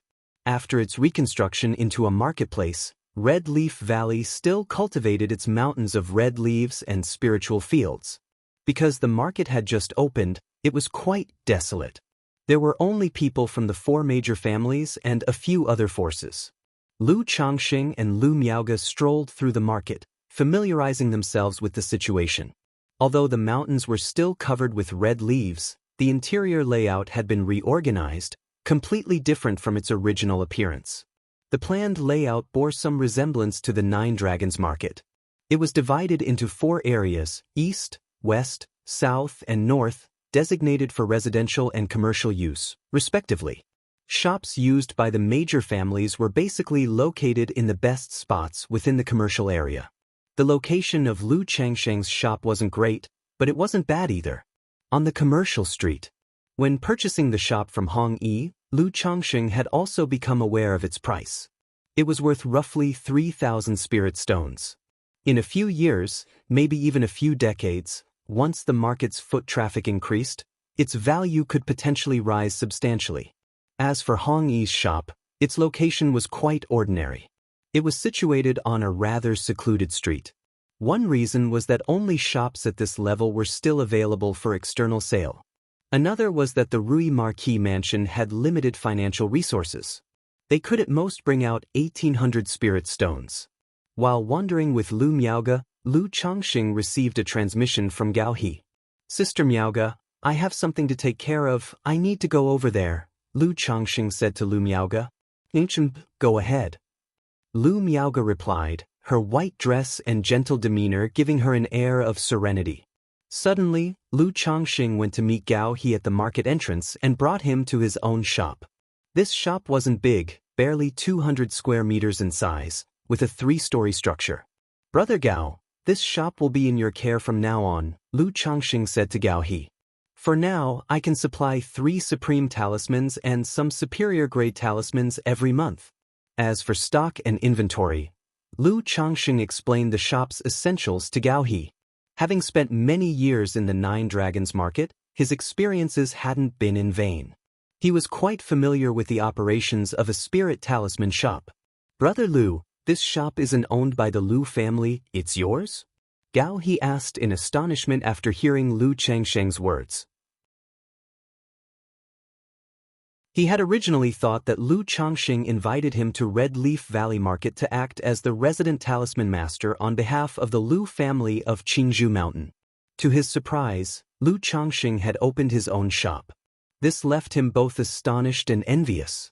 Many loose cultivators spend their entire lives in the cultivation world and still may not be able to afford a residence in a marketplace. Most can only choose to return to the secular world to settle down. Even for him, an advanced-level talisman master, buying property in a larger market wasn't easy.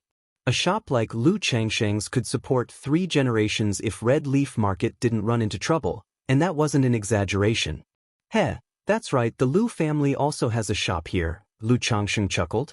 "However, this shop isn't owned by the Lus, it's my personal business. Therefore, I won't have much time to manage it, which is why I requested your assistance," he continued, not hiding the truth. He planned to spend his time cultivating in Qingzhou Mountain like the 4th elder, accompanying his wife and children. After completing the talisman-making tasks for the Lu family each month and supplying the spiritual talisman shop, he would come to check on the shop and see Lu Miaoge. "All right, rest assured, boss," Gao He said without further questions, giving a respectful bow. After taking a look at the shop and glancing at Lu Changxing, he added, "But this shop needs a name. Why don't you choose one, boss?" "Since it sells talismans, let's just call it Peace Talisman Hall," Lu Changxing suggested after some thought, coming up with a rather uninspired name. Gao He's mouth twitched slightly. Such shop names were basically cliché. But that's how it was for most shops, except for some major families and powers. They could only build a reputation by slowly accumulating good reviews and growing the business. Subsequently, Gao He discussed the initial preparations for the spirit talisman shop with Lu Changxing. Having been briefed on this by Lu Changxing, he had made ready preparations. Lu Changxing knew that Gao He had put in the effort when he heard this. He had even thought that if it didn't work out, he could ask the Lu family for support. After all, it would be foolish not to use resources that were readily available. Suddenly, Lu Changxing also discussed the second-order cave mansion with Gao He. He had seen the mansion. It wasn't big, just 100 square meters. But for rent, it could fetch 80 to 90 spirit stones a year. Once the foot traffic increased, he estimated it could be rented out for 100 spirit stones. Lu Changxing then rented it to Gao He for a base price of 80 spirit stones per year. "Thank you, boss." Gao He gratefully accepted the offer. He planned to clear a path in the Nine Dragons market and, at the same time, bring over his daughter, Gao Xiaoya. After chatting for a while, Lu Changxing left and went to the Lu family's spiritual talisman shop. This shop's layout and decorations were similar to those in the Nine Dragons Market's Lu family spiritual talisman shop, only larger. Changxing, you finished your business? Lu Miaoge came forward as soon as she knew Lu Changxing had arrived. Apart from being at home, she still maintained a sense of grace and inaccessibility when outside. Yes, I've finished, Lu Changxing said, nodding with a smile. He shared the details of his discussion with Gao He with Lu Miaoge. This is what being husband and wife was like. It wasn't every day that there were fresh and interesting stories to share. Often, much of the time was spent talking about the little things happening around them. The night deepened. Red Leaf Valley was already quiet, now enveloped in silence. Apart from the guards tasked with patrolling, most had entered the realm of dreams. On the third floor of the Lu family's spiritual talisman shop. Inside the simple bedroom, the bed's curtains hung down. The candlelight flickered gently, as if a full moon had sunk into the water, waves gently lapping. After the deed. Sister Miaoge, how long do you need to break through to the 9th level of energy refinement?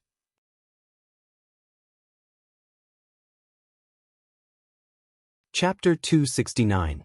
Advanced Draw, Heavenly Spiritual Treasure. Lu Changxing embraced the warm, soft jade and asked softly, due to the previous assassination attempt and because of her pregnancy and childbirth, Lu Miaoge had only broken through to the 8th level of energy refinement 3 months ago. It should take about 5 or 6 years. Lu Miaoge was still immersed in the afterglow of her cultivation session, her cheeks flushed with a beauty that seemed beyond compare. 5 to 6 years. Lu Changxing heard this and nodded slightly. He understood that at Lu Miaoge's current pace of cultivation, waiting for her to reach perfection in energy refinement and then to attempt foundation establishment would likely take more than a decade. In more than 10 years, by then, maybe I could get a genuine foundation establishment elixir. Moreover, after I reach foundation establishment, I can consider passing on the split sword technique, Lu Changxing thought to himself. Now that Lu Miaoge was his wife, the mother of his children, he naturally paid more attention to her cultivation and foundation establishment. It's nothing, I was just asking. I want to help you with your cultivation, to reach foundation establishment sooner, Lu Changxing whispered to the beauty before him. Then, capturing her tender lips, they continued their cultivation. Among all his wives and concubines, only Lu Miaoge, who was also at the 8th level of energy refinement, produced the best results when dual cultivating with him. A single session of dual cultivation was almost equivalent to half a month of solitary cultivation. Lu Miaoge's cheeks were flushed, her brows gently curved, her eyes gleaming like water, her teeth biting down on her cherry lips. After spending half a month with Lu Miaoge in Red Leaf Valley Market, Lu Changxing returned to Qingzhou Mountain. The distance between Red Leaf Valley and Qingzhou Mountain made his travels much more convenient. On the 3rd day after returning to Qingzhou Mountain, the maid Jiang Luiwei gave birth to a child. This child did not possess a spiritual root, but at the moment of the child's birth, a system prompt arrived as expected. Congratulations, host, the number of your offspring has reached 100, you are awarded one advanced lottery draw. Advanced lottery? Lu Changxing raised his eyebrows upon hearing this. Previously, when he had 50 children, he received a designated draw, which allowed him to choose any category for the draw. He hadn't expected that reaching 100 children would warrant an advanced lottery draw. If the regular lottery is this powerful, won't the advanced lottery skyrocket? At this moment, Lu Changxing couldn't help but feel excited and anticipatory. He immediately rushed to his study to start the lottery draw. System, I want to draw the lottery. Lu Changxing thought to himself. Instantly, a deep red virtual lottery wheel appeared. It was different from the previous lottery wheels. This wheel had only 4 sections: Cultivation Technique Classics, Elixirs, Heaven and Earth Treasures, and Spiritual Pet Treasures. The regular lottery can draw orthodox level cultivation techniques. Could the Cultivation Technique Classics drawn from the advanced lottery be above the orthodox level? And if the pets from the regular lottery are heavenly grade bloodline pets, wouldn't the advanced lottery possibly give true spirit beast cubs? Lu Changxing looked at the advanced lottery wheel in front of him and couldn't help but look forward to it. That feeling of anxious anticipation for the lottery had arisen again. Curious about what reward he would receive this time. System, draw the lottery. Lu Changxing didn't think too much, took a deep breath, and slowly exhaled. With a mental shift, the brilliant gold light appeared on the advanced lottery wheel and began to spin rapidly. After 5 seconds, the light gradually slowed. Finally, with Lu Changsheng's heart pounding, the gold light settled on the spiritual pet treasure section. Ding! Congratulations, host, for obtaining a heavenly spiritual treasure, 9 treasure jade rui. The reward has been distributed to the system space. The host can check it at any time. A green rui image, inlaid with what looked like 9 stars, emerged from the lottery wheel accompanied by a system notification tone. Heavenly spiritual treasure? 9 treasure jade rui? Lu Changxing, seeing the reward he obtained, was immediately delighted. He hadn't imagined that he would draw a heavenly spiritual treasure. The treasures used by cultivators are categorized from low to high as magic artifact, spiritual artifact, magical treasure, spiritual treasure, and heavenly spiritual treasure. Heavenly spiritual treasure, the supreme treasure that only nascent divine cultivators could wield and use. It was rumored that treasures of this level had their own artifact spirits, with autonomous consciousness and the ability to think. Unexpectedly, through the advanced lottery, he had drawn a treasure of this level. If a heavenly spiritual treasure has an artifact spirit, it should automatically bond with its master just like a pet does. I wonder if the grand old artifact spirit can give me a boost, Lu Changxing thought hopefully to himself. Then he turned his attention to the heavenly spiritual treasure in the system space. Spiritual treasure, 9 treasure jade rui. Grade, heavenly spiritual treasure. Description: before the demise of the divine Lord of 9 heavens, he gathered the essence of all heavenly stars, infused it into the myriad spirits jade, and finally refined it with his 9 great divine abilities. It contains 9 great divine abilities, mysterious and unfathomable, and possesses immense power. Only a person with great magical power can activate it. So the grade is just heavenly spiritual treasure without detailed grades? Lu Changxing looked at the information of the treasure and felt surprised. This made him recall something he read in an ancient tome. A heavenly spiritual treasure is fundamentally superior to even the finest of the supreme spiritual treasures. Therefore, it is beyond the categorizations of low, middle, high, and supreme. Regardless of whether it's categorized or not, the 4 words heavenly spiritual treasure are enough. Lu Changxing didn't dwell too much on this point. With a mental spirit, he extracted the heavenly spiritual treasure from the system space. Immediately, a beautifully crafted, glossy jade rui about the size of a baby's arm appeared. The glossy jade rui shimmered with light, glimmering like galaxies flowing, beauty beyond words. 9 stars of crimson, blood red, golden yellow, sky blue, deep blue, purple, black, dark black, and pure white were inlaid on it, so exquisite that they seemed to emit their own profound mysteries.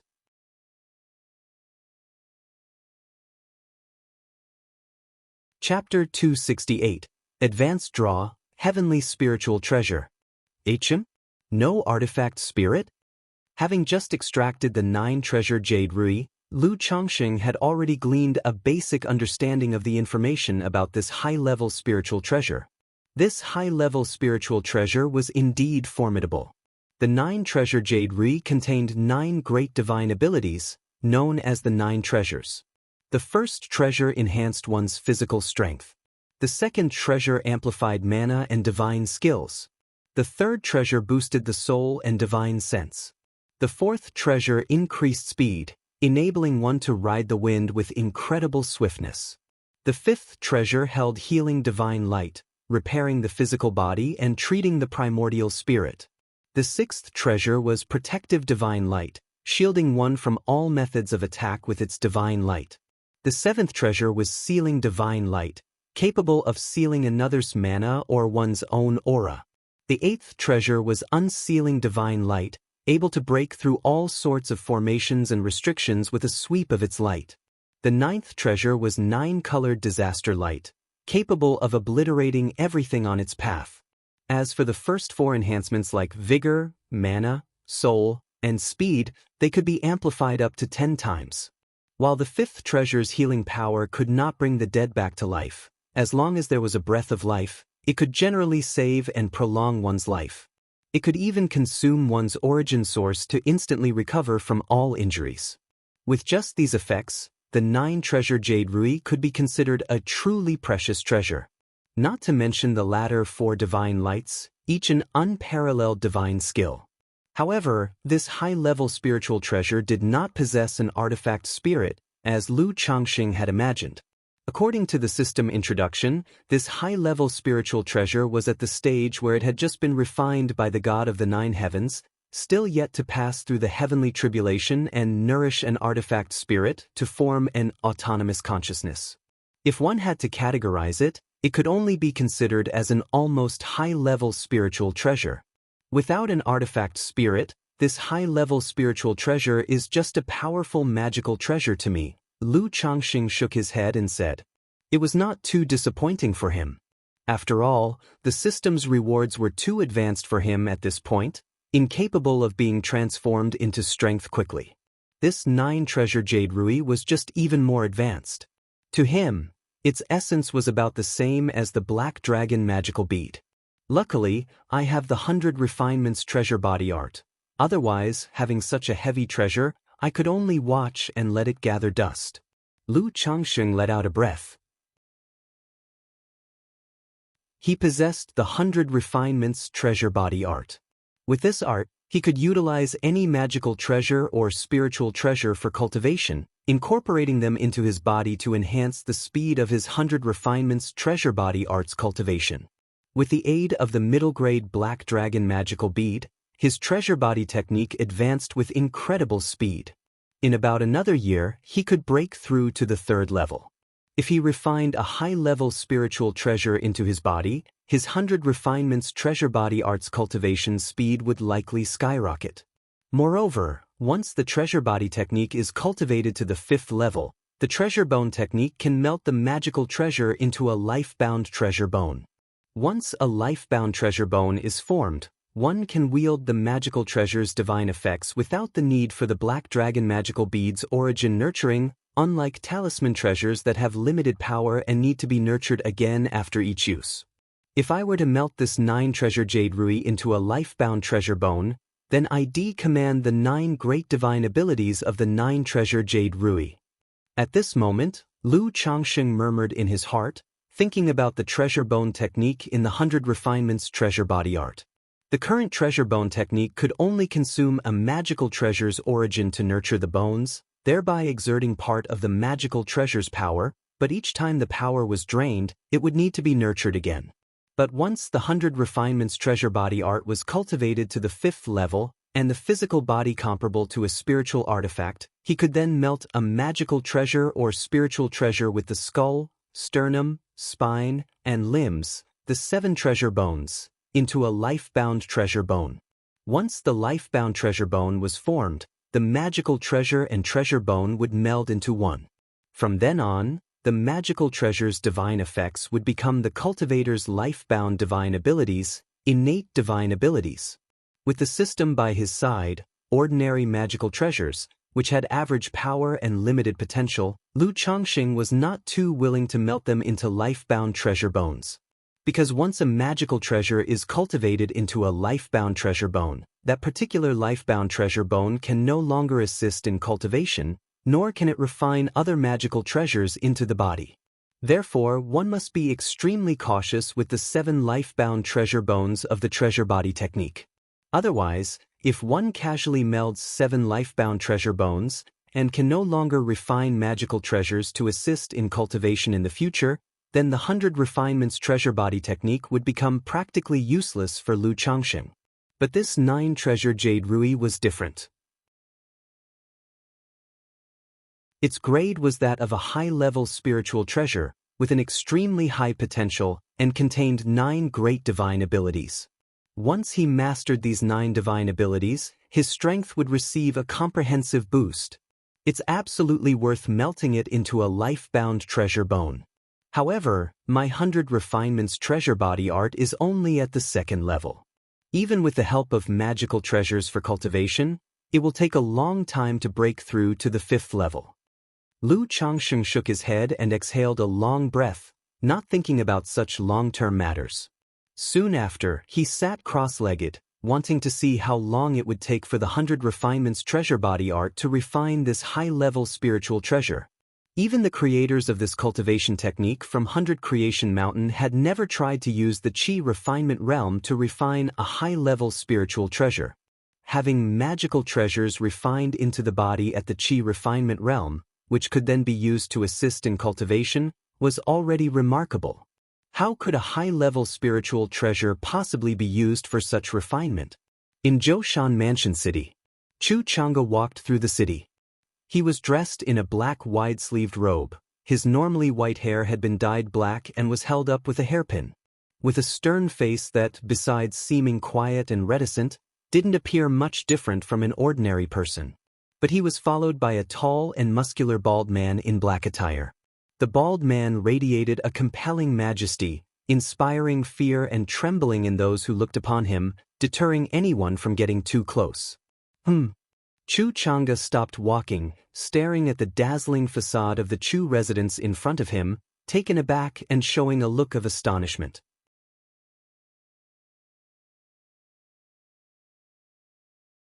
Chapter 269. Advanced Draw, Heavenly Spiritual Treasure. For he clearly remembered that the last time he returned home, his house was desolate and dilapidated, overgrown with weeds. How had it now returned to the appearance he remembered in his memories? Could it be the scene I saw before? Was it all an illusion? In fact, my parents, they might not be dead. Chu Chang'e's heart skipped a beat. The heart that had long been deadened was now roiling with emotion, and tears almost spilled out. But he didn't step forward to knock on the door. With his foundation establishment Cultivation, he was able to clearly sense that within the residence, there was only one elderly person. There were no other signs of life. So he knew that the derelict state of the Chu residence he had seen before was not any illusion. The residence before his eyes must have been rebuilt for some reason. At this moment, the elder inside the Chu residence, seeing Chu Chang'e standing at the door, couldn't help but ask, "Young sir, do you need something?" "I thought the Chu residence had been raided by bandits." After a moment of silence, Chu Chang'e replied with a somewhat hoarse voice. "Yes, the Chu family, I don't know what sins we had committed. 10 years ago we were raided by bandits, and the courtyard was left desolate. But then last year..." The elder spoke with a hint of melancholy. The old man was of an advanced age, rambling on, but he helped Chu Chang'e understand the situation. He learned that a man and a woman had come to erect a tombstone for his parents and had renovated the residence. Zhenjin is still alive. Chu Chang'e immediately knew that the woman the elder spoke of was his sister, Chu Zhenjin. Knowing that his sister was still alive, his body couldn't help but tremble. But he soon calmed down again, nodded, and left with the bald man. They had not gone far before the two transformed into an escape light, concealing their forms and entering the courtyard of the Chu residence. Looking at the courtyard, which closely resembled the one from his past yet lacked the vibrancy of life, Chu Chang'e seemed somewhat bewildered as he walked around. Then, in the back courtyard he saw the tombstones and spirit hall. Father, Chu Qingsong, Mother Zhao's tomb. Son-in-law, Lu Changxing, daughter Chu Zhenjin in tribute. Zhenjin is married? Chu Chang'e looked at the tombstone before him. The image of his sister, Chu Zhenjin, as he remembered her, surfaced in his mind. Knowing that his sister was still alive and now married, he felt joy and relief but also a complex mix of emotions. Time really does fly. It's good that she's married. With Zhenjin's temperament, it would be difficult for her to be alone. I wonder how Zhenjin is doing these days. Chu Chang'e stared at the tombstone before him, lost in thought, his expression extremely complex. Young master, if you have living relatives you wish to see, I have a secret technique that can trace them through your bloodline, said the man in black armor next to him, attempting to please him. His obsequious demeanor instantly swept away any semblance of his authoritative presence. Forget it, given my current situation, it's better not to disturb her life, Xianxia said, gently shaking his head. He was acutely aware that he had embarked on a perilous path, one far different from that of ordinary people. If he were to visit his sister, it might disrupt her life. Moreover, he couldn't stay for long on this visit back home. Xianxia then knelt before the tombstone, went to the spirit hall, and offered incense and tribute. Still, I should go have a look as long as I don't disturb his life, he sighed as he prepared to leave the Chu residence to investigate the true events of the Chu family's past. He still couldn't let go of his sister in his heart. He decided to check on how his sister Xianxia was doing these days. What should I do? Xianxia asked, looking toward the man in black armor beside him. Young master, you only need to give me a drop of your blood, and I can use it to trace the bloodline and perform the secret technique, the man in black armor said. Upon hearing this, Xianxia promptly forced out a drop of bright, clear, scarlet blood. Although in the demon path, there were many techniques that used another's blood to perform spells, even to attack stealthily. But he harbored no such worries. Knowing that his master had certain intentions for him, his life was no longer in his own hands. The man in black armor took the blood and formed hand gestures, turning the blood into a miniature, dark red snake.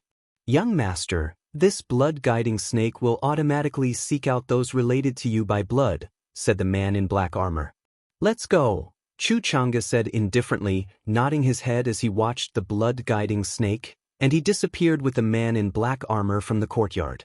7 days later. Qingzhou Mountain. Xianxia has also stepped onto the path of cultivation? Xianxia and the man in black armor followed the blood-colored snake and arrived outside Qingzhou Mountain. He immediately discerned that Qingzhou Mountain was a cultivation family's residence. He had not expected that his sister would come to the residence of a cultivation family and walk the path of a cultivator. Young master, I sensed just now that this is but a small family. Inside is only one foundation establishment cultivator, said the man in black armor. Young master, would you like to enter directly or sneak in? He asked, his voice still carrying a fawning tone.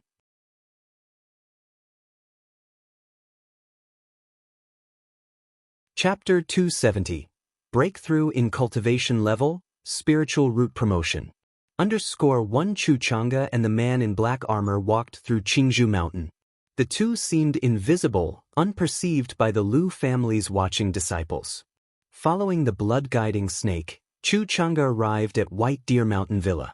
He immediately saw a group of the Lu family's people picking up their children from school. From the crowd, he instantly spotted a woman in her 20s, with a gentle and beautiful face, wearing a pink and white dress. The woman was holding a child, walking alongside a man in his 20s wearing a blue robe. There were also 8 or 9 children following them, chatting and laughing. Even though it had been 10 years since they last met, Xianxia recognized at a glance that this woman in the pink and white dress, with her gentle and dazzling face, was his own sister, Xianxia. Xianxia. He called out in his heart. But he didn't make a sound, fearing to disturb her peace. Who would have thought, the once little girl has now become a mother? Xianxia watched Xianxia holding a child, chatting and laughing with the man, and talking gently with the children nearby, his deep, silent eyes revealing a mix of happiness, relief, and heaviness, as well as timidity and confusion. He could tell that his sister was doing well here. Not only did her face carry a joyful and blissful expression, but she had also set foot on the path of cultivation. However, her cultivation level was somewhat low, only at the 4th level energy refinement. Then, his gaze shifted to Lu Changxing beside her. He knew this must be his brother-in-law. As for his first impression of his brother-in-law, he found him quite favorable. Firstly, because he erected a monument for their parents and renovated the Chu residence. Furthermore, his appearance was handsome, matching his sister well.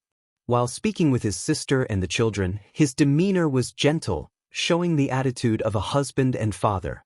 He took a glance at Lu Changsheng's cultivation level. He found that he couldn't discern Lu Changsheng's cultivation level at all. He did not care much about this.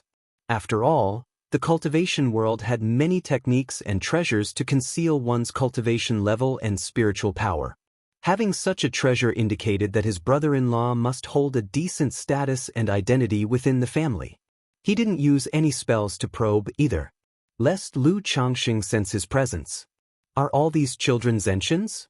Chu Chang'e turned his gaze toward the groups of children beside the couple, his heart skipping a beat.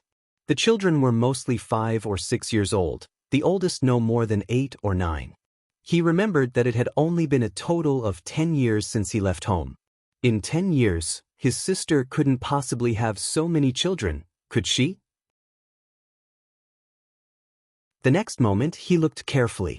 He could feel a blood connection only with the infant Chu Zhenjin was holding, as well as with an 8 or 9-year-old boy and a 6 or 7-year-old girl, which made him feel a kinship as their uncle. He knew only these 3 were his sister's children. Seeing there were only 3, he nodded slightly. If she had given birth to 10 children in 10 years, he feared he might have had thoughts of drawing a sword. Only this child has a spiritual root. Chu Chang's eyes fell on the 3 children to whom he felt related by blood, focusing on Lu Chuanjin. Chu Zhenjin had given birth to 4 children. Among them, the first child, Lu Chuanjin, and the third child, Lu Caizhen, possessed a spiritual root. However, Lu Caizhen was still not of schooling age and was playing at home. I wonder what kind of spiritual root this child has. Chu Chang'e thought to himself. Throughout these years, although he had been constantly forced to cultivate in the darkness, he had also acquired a general understanding of the cultivation world. He knew that compared to the secular world, the cultivation world was even more brutal. A stark world of survival of the fittest, selection of the superior and elimination of the inferior. If his nephew's spiritual root was mediocre, he would face many hardships when he began cultivating as he grew up. Sigh. Chu Chang'e sighed. His heart had become numb and silent over the years. But at that moment, he couldn't help feeling sentimental. He was not only worried about his sister's life but also, by extension, concerned about his nephew's situation. He shook his head slightly, choosing not to dwell further on these thoughts. Aware of his current situation, how could he afford to care about others? Watching Chu Zhenjin and others chat and laugh as they gradually moved away, he closed his eyes. Let's go. Chu Chang'e reopened his eyes, determination shining within them. He turned and walked toward the exit of Qingzhou Mountain. Now that he had seen his sister and knew she was living well, he felt at ease. He was acutely aware of his current circumstances. If he had too much contact with his sister, he would only bring harm upon her. What he needed to do now was to live well, strive to survive, and improve himself, until he possessed the strength to control his own destiny. No matter how dangerous the future might be, whether it was fortune or calamity, this was his only choice, his only path.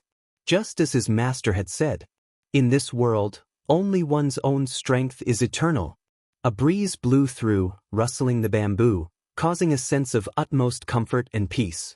Chu Zhenjin, who was talking to Lu Changxing, seemed to sense something. She suddenly turned her head, looking in the direction of Chu Chang'e. But there was nothing there. Zhenjin, what's the matter? Lu Changxing asked Chu Zhenjin. Nothing. Chu Zhenjin gently shook her head, dismissing the indistinct feeling. Lu Changxing was unaware of Chu Chang's visit. His daily life continued as usual, cultivating, making talismans, and spending time with his wife and children. There was just one more thing he did, refining the 9-treasure jade ruby. Indeed, the 9-treasure jade ruby, a heaven-reaching spiritual treasure, proved to be 100 times harder to refine than the black dragon magical bead had been. Even with the profound origin bead in his possession, and spending 1 or 2 hours a day on its refinement, it would probably take 3 to 5 years. Although this period was long, he was very much looking forward to the effects of fully refining the 9-treasure jade ruby and integrating it into his body.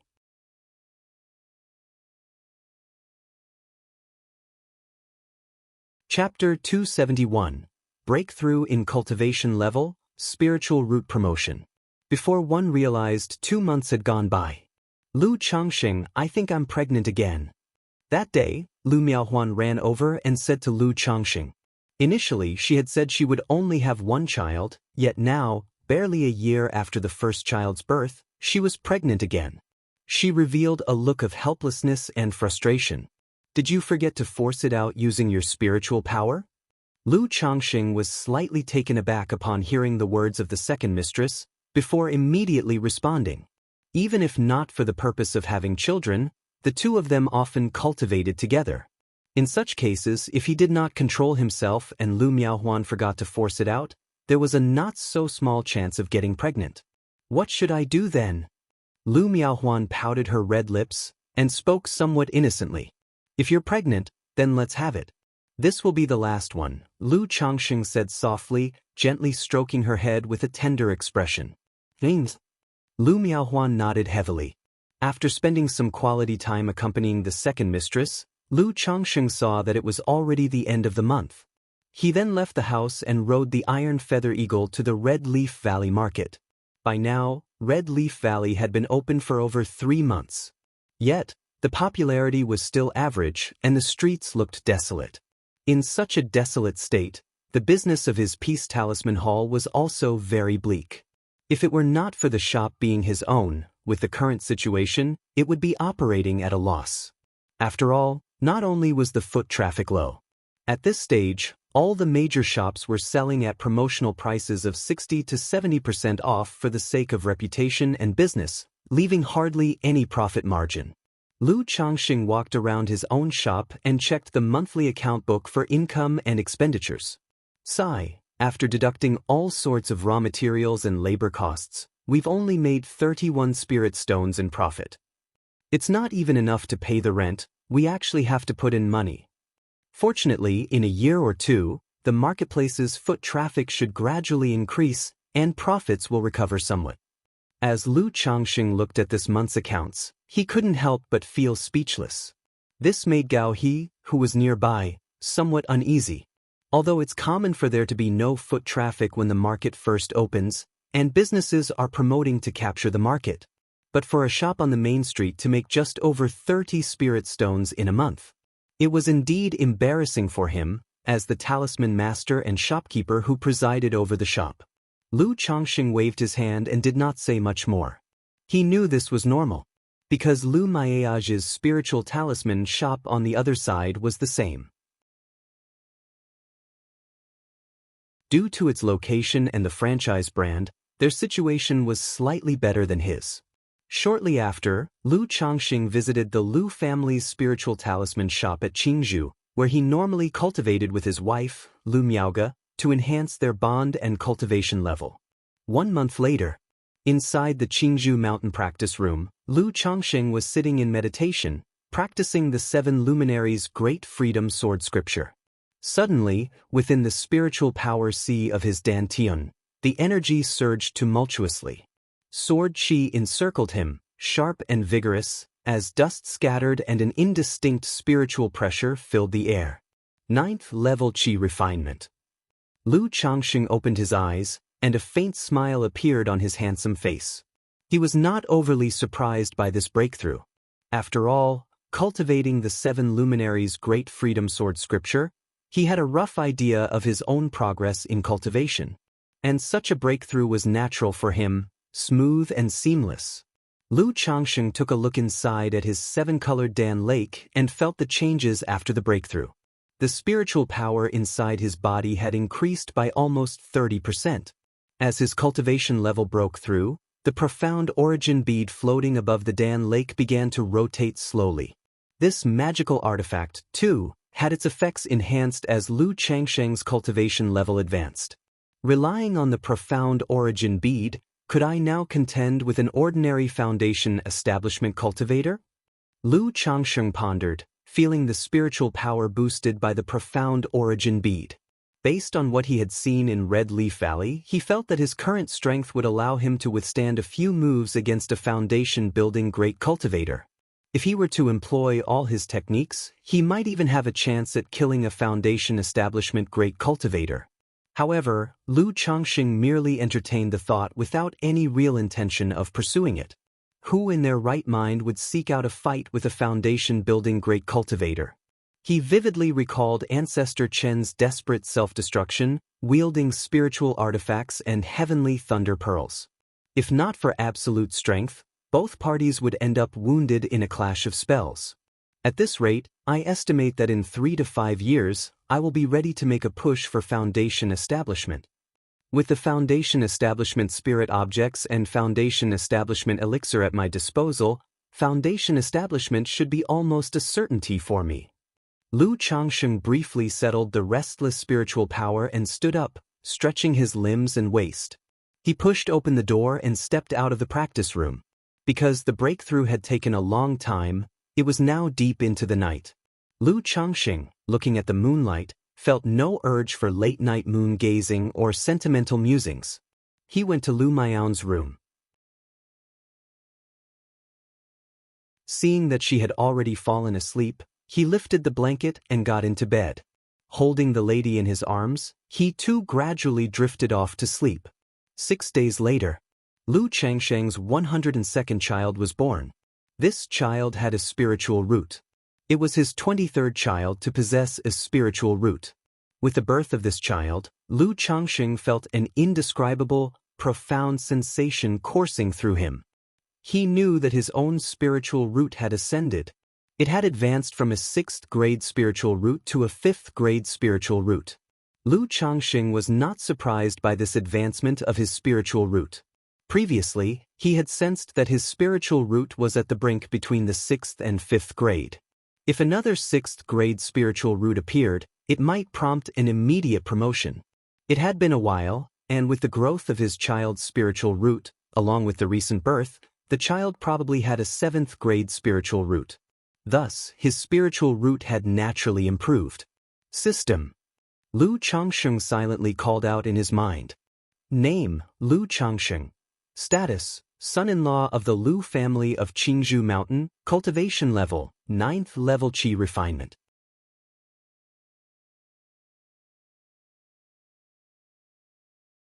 Chapter 272, Breakthrough in Cultivation Level, Spiritual Root Promotion. Lifespan, 30/156. Talent, 5th grade spiritual root, Gengjin body constitution, medium grade spiritual body. Cultivation technique, 100 refinements treasure body art, 7 luminaries great freedom sword scripture, yin-yang harmony technique, immortal beauty technique. Spell, 7 luminaries sword glow, 7 luminaries sword shield, 7 luminaries sword escape.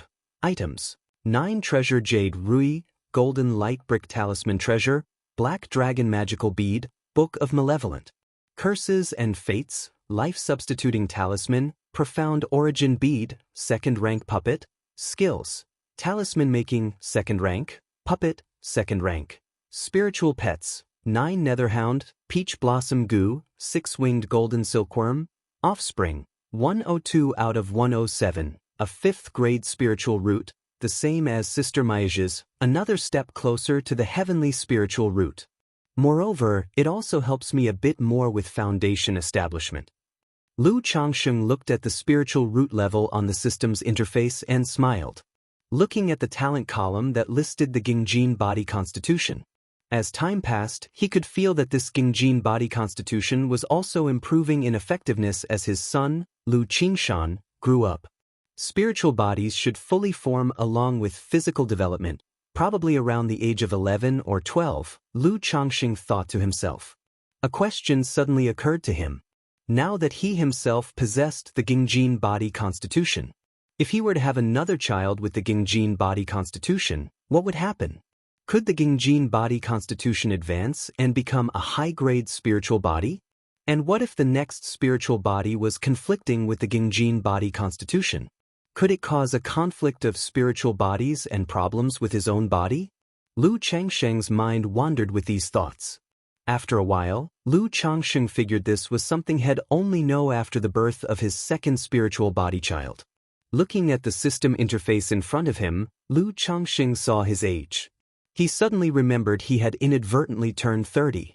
30 years old, 9th level energy refinement, this cultivation level in a cultivation family like Qingzhou Mountain would also be considered a genius.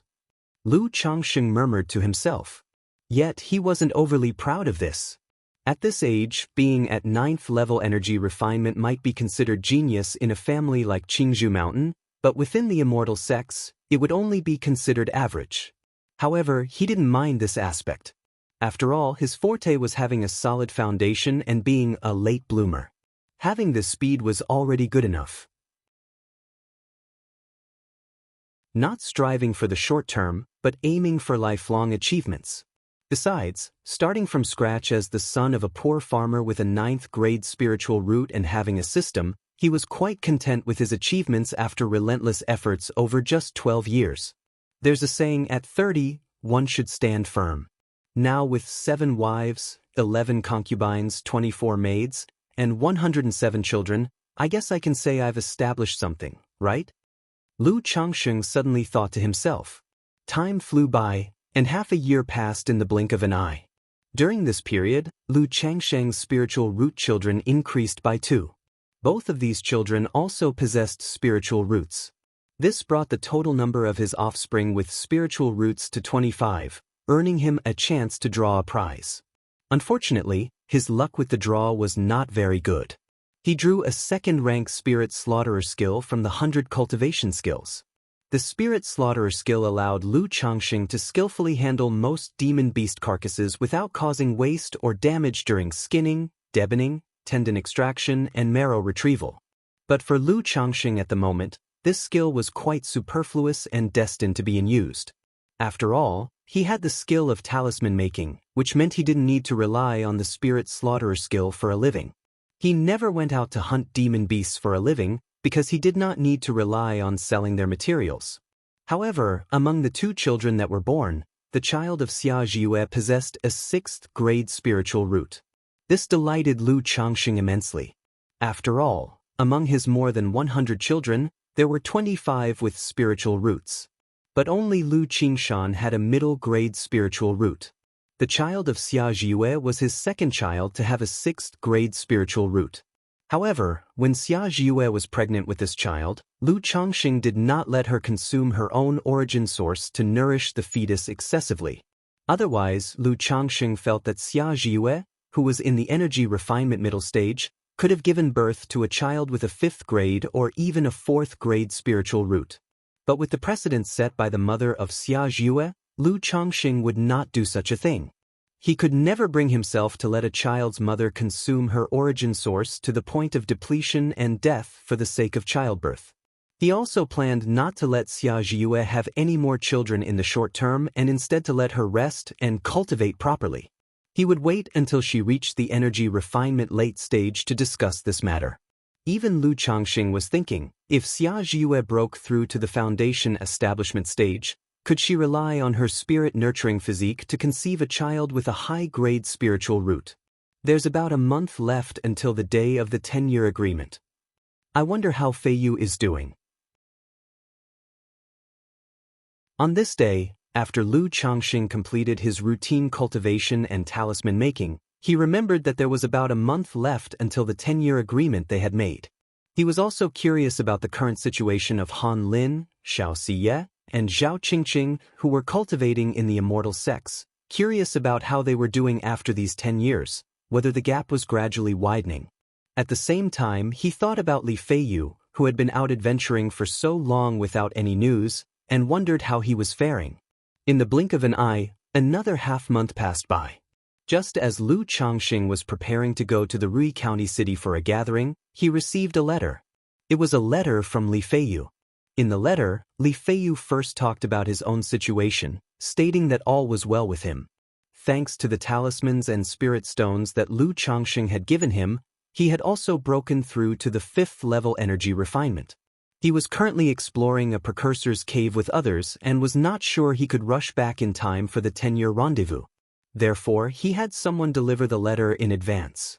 If he did not return in time, he asked Lu Changsheng not to worry or miss him. He also urged Lu Changsheng to inform Han Lin, Xiaoxiye, and Zhao Qingqing about this. Alas, Feiyu has ultimately chosen this path. Lu Changsheng sighed lightly as he read the letter. He had previously guessed that Li Feiyu, by venturing out, would eventually follow a path similar to Xia Long's, obtaining resources by hunting demon beasts, exploring precursors' caves, and secret realms. Or rather, This was the only way for most loose cultivators to stand out and seize the chance for foundation establishment. But such endeavors came with great risks. After all, it was akin to risking one's life at every turn, and a single encounter with danger or mishap could result in death and a forgotten grave in the wilderness. However, there was nothing Lu Changxing could do to dissuade this. Not everyone can live like him, safely marrying wives and concubines and having children, with the expectation of the great Tao unfolding before them. Nevertheless, Lu Changxing felt that the reason Li Feiyu might not come to the rendezvous was not just because he was held up by matters but also because the gap among the six of them had grown too vast. Li Feiyu was once promising in his youth. But 10 years ago, among the six, it was Li Feiyu who was in the worst situation. Now, 10 years later, Li Feiyu had still spent most of his time in vain. How could his proud nature endure that? Alas, Lu Changxing sighed again, hoping that Li Feiyu was safe and well. Flames appeared in his hand, and he burned the letter to ashes. After informing his wives and concubines, he mounted the iron feather eagle and set off towards Rui County City.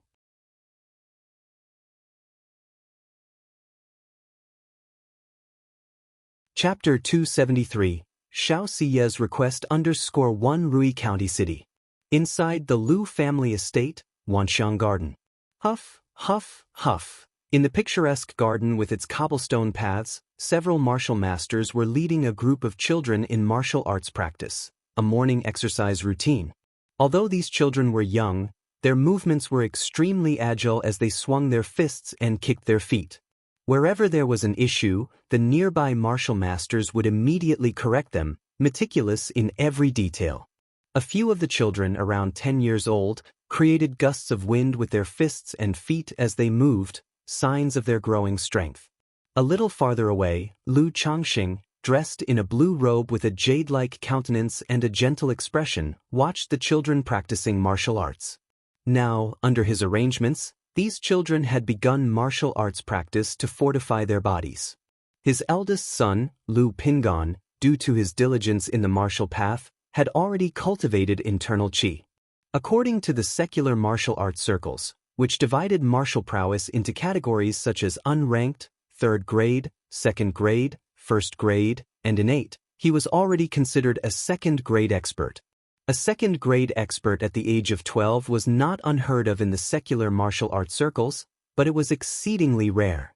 Aside from a few individuals with exceptional talent, only descendants of cultivators could nurture children to such a level. After all, they were raised in lands with a spiritual vein, consuming spirit rice and spirit food. Their bodies contained little impurities. Such children learning martial arts were all seen as martial prodigies. Moreover, after sending these wives and children to the secular world, Lu Changxing still regularly sent them spirit rice. However, such strength of a martial arts 2nd grade expert was still beneath the notice of the system. Lu Changxing checked his son Lu Pingan's panel information through the system. In the strength column, it still displayed a single character: none. Lu Changxing didn't mind this. If in the early days he harbored some hope of improving his own strength through his children's martial practices, now he did not entertain such thoughts much.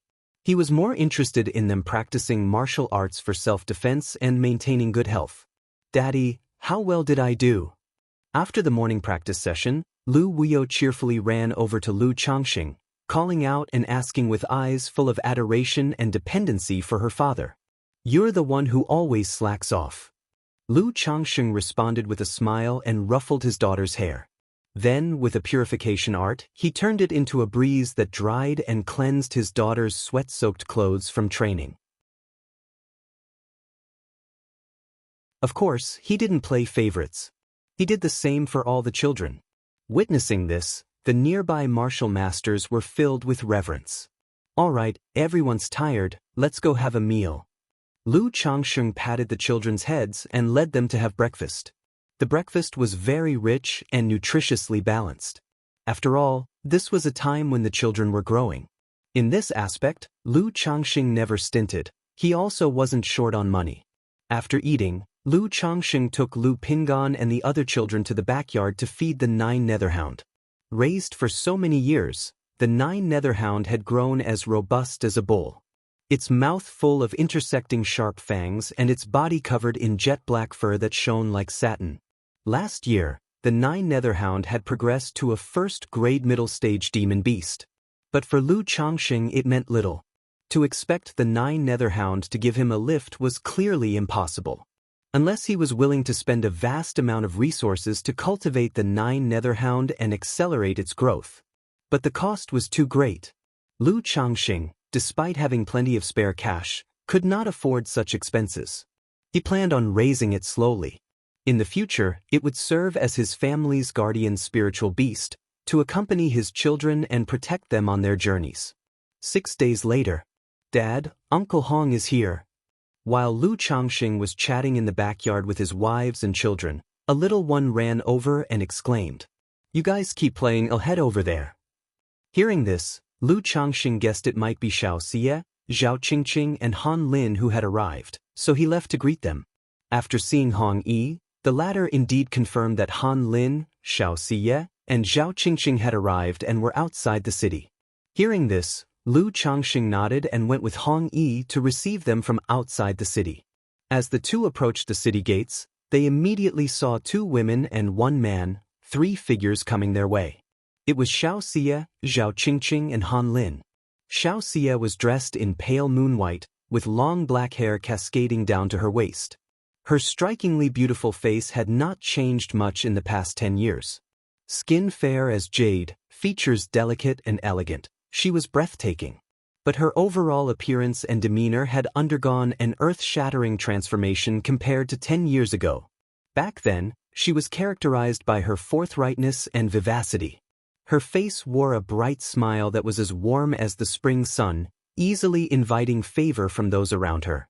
The current Xianxia, however, had a cool countenance. Her aura was like that of the pure, untouchable moon shining high above, serene, noble, detached from the world. She was someone people would admire from afar, wary of approaching her without due reverence.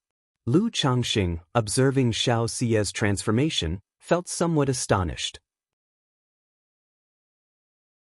He was curious about what she had encountered over the past 10 years that had led to such a drastic change. Although she looked similar, she seemed like a completely different person. If it weren't for her presence with Zhao Qingqing and Han Lin, Lu Changxing would hardly be confident that this was Xianxia.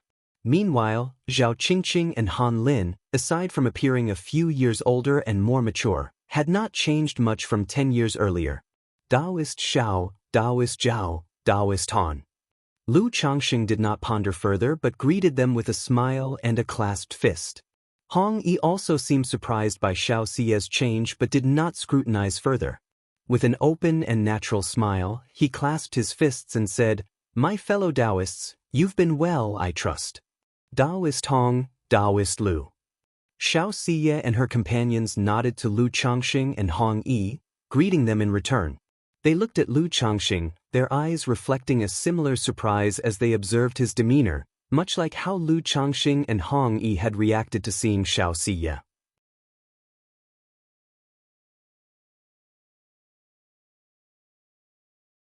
Chapter 274. Xiaoxia's request. 10 years had passed, and their appearances and demeanors had all changed more or less.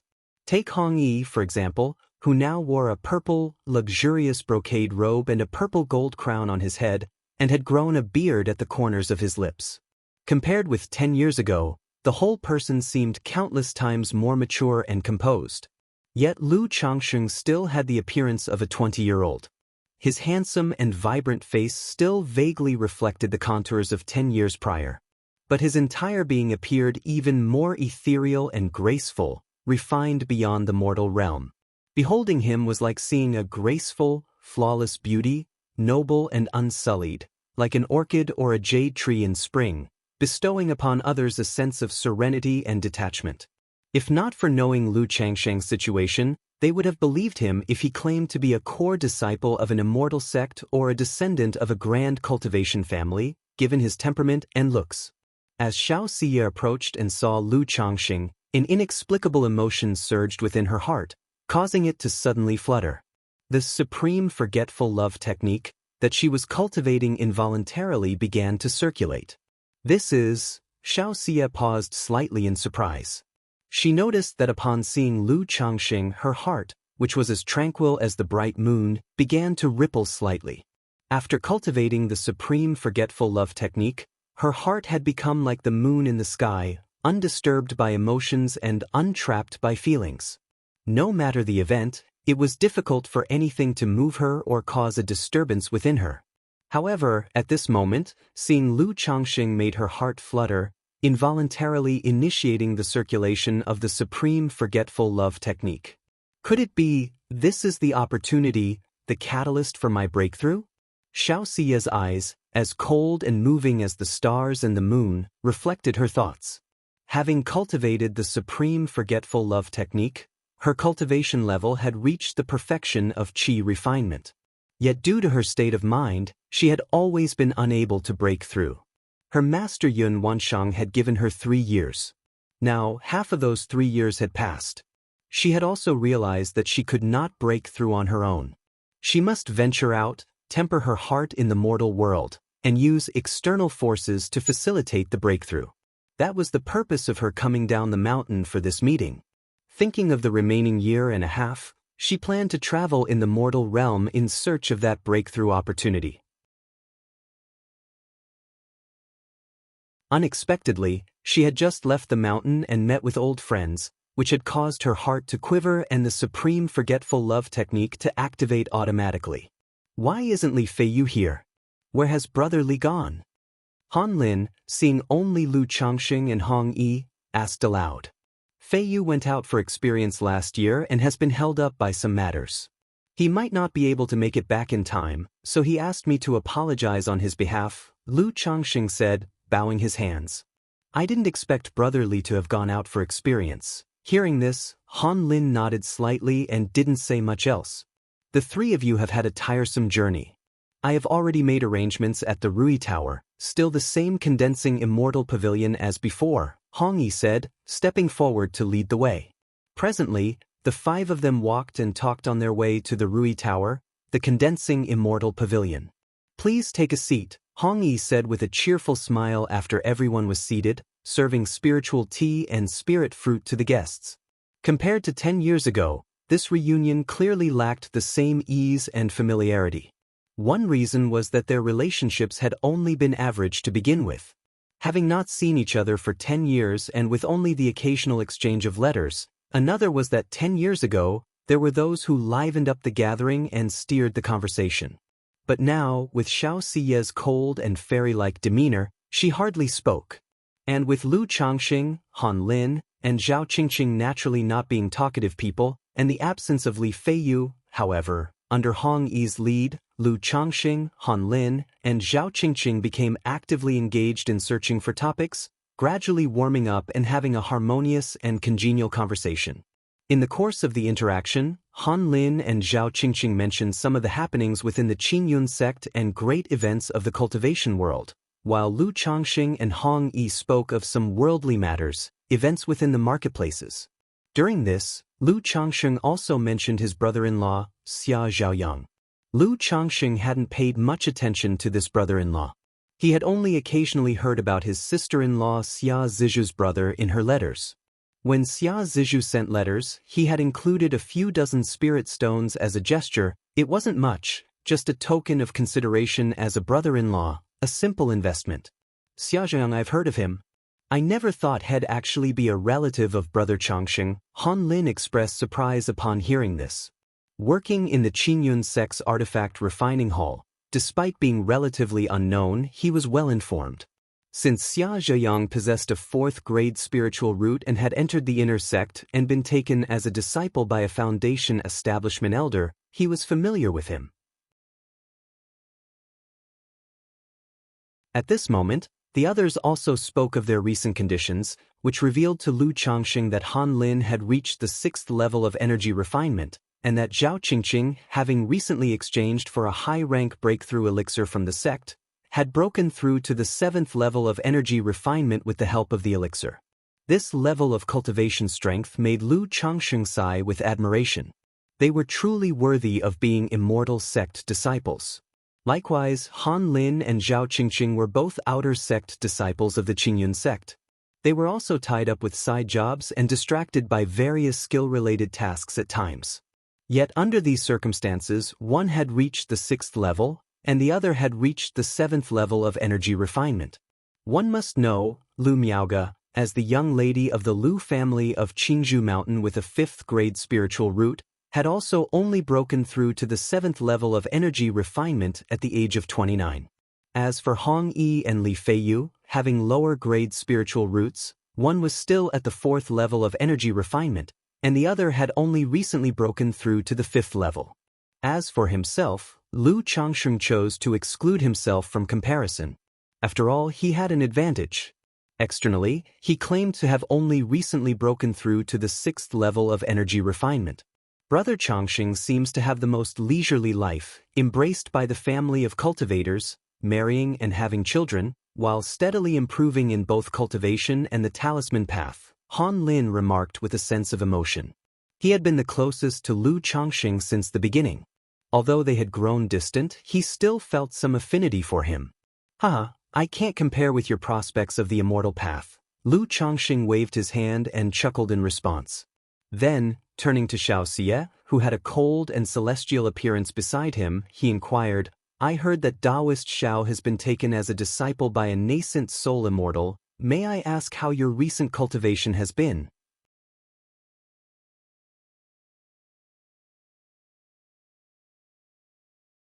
Chapter 275. Xiaoxiye's request. Lu Changsheng asked this out of curiosity about Xiaoxiye's situation. Additionally, he felt that Xiaoxiye seemed to be sizing him up continuously. Over the years, I have been cultivating in stillness, and now I have achieved qi refinement to perfection. This descent from the mountain is also a trial to seek an opportunity for a breakthrough, Xiaoxiye said gently, her voice clear, cold, and touching. Hiss. Upon hearing these words, everyone couldn't help but express their surprise, drawing in sharp breaths. Qi refinement to perfection, searching for the chance of a breakthrough. It was clear that she was looking for the opportunity to break through to foundation establishment. Unexpectedly, in just 10 years, Xiaoxiye had cultivated to qi refinement perfection and was preparing for foundation establishment. The gap between her and the others could only be described as heaven and earth. Not only were Hong Yi, Zhao Qingqing and Han Lin surprised, but Lu Changsheng was also somewhat astonished. However, Lu Changsheng was more bewildered. He remembered that Xiaoxiye had only a 4th grade spiritual root. A 4th grade spiritual root, even within immortal sects, couldn't possibly have such a fast cultivation speed. Could it be that Xiaoxiye possesses some sort of spiritual body? Lu Changsheng immediately speculated in his heart. He had a simple reason for such a guess. Xiaoxiye was accepted as a disciple by a nascent soul immortal. If it were just a 4th grade spiritual root, it was highly unlikely to be favored by a nascent soul immortal to become a disciple. At most, she would attract a foundation establishment elder to accept her as a disciple. After all, within the entire Qingyun sect, nascent soul immortals are few in number. Unless it was an earth spirit root or a heavenly spiritual root with truly extraordinary talent, they would not easily accept disciples. Or could it be the practice of a certain cultivation technique? Lu Changsheng thought of another reason. He, practicing the 7 luminaries' great freedom sword scripture, knew the significant help a good cultivation method could offer to a practitioner. Without that scripture, which could refine elixir toxicity and ignore minor bottlenecks, his cultivation speed would certainly not have been so fast. Therefore, he conjectured that Xiaoxiye was likely also practicing such a technique. But this technique came with side effects.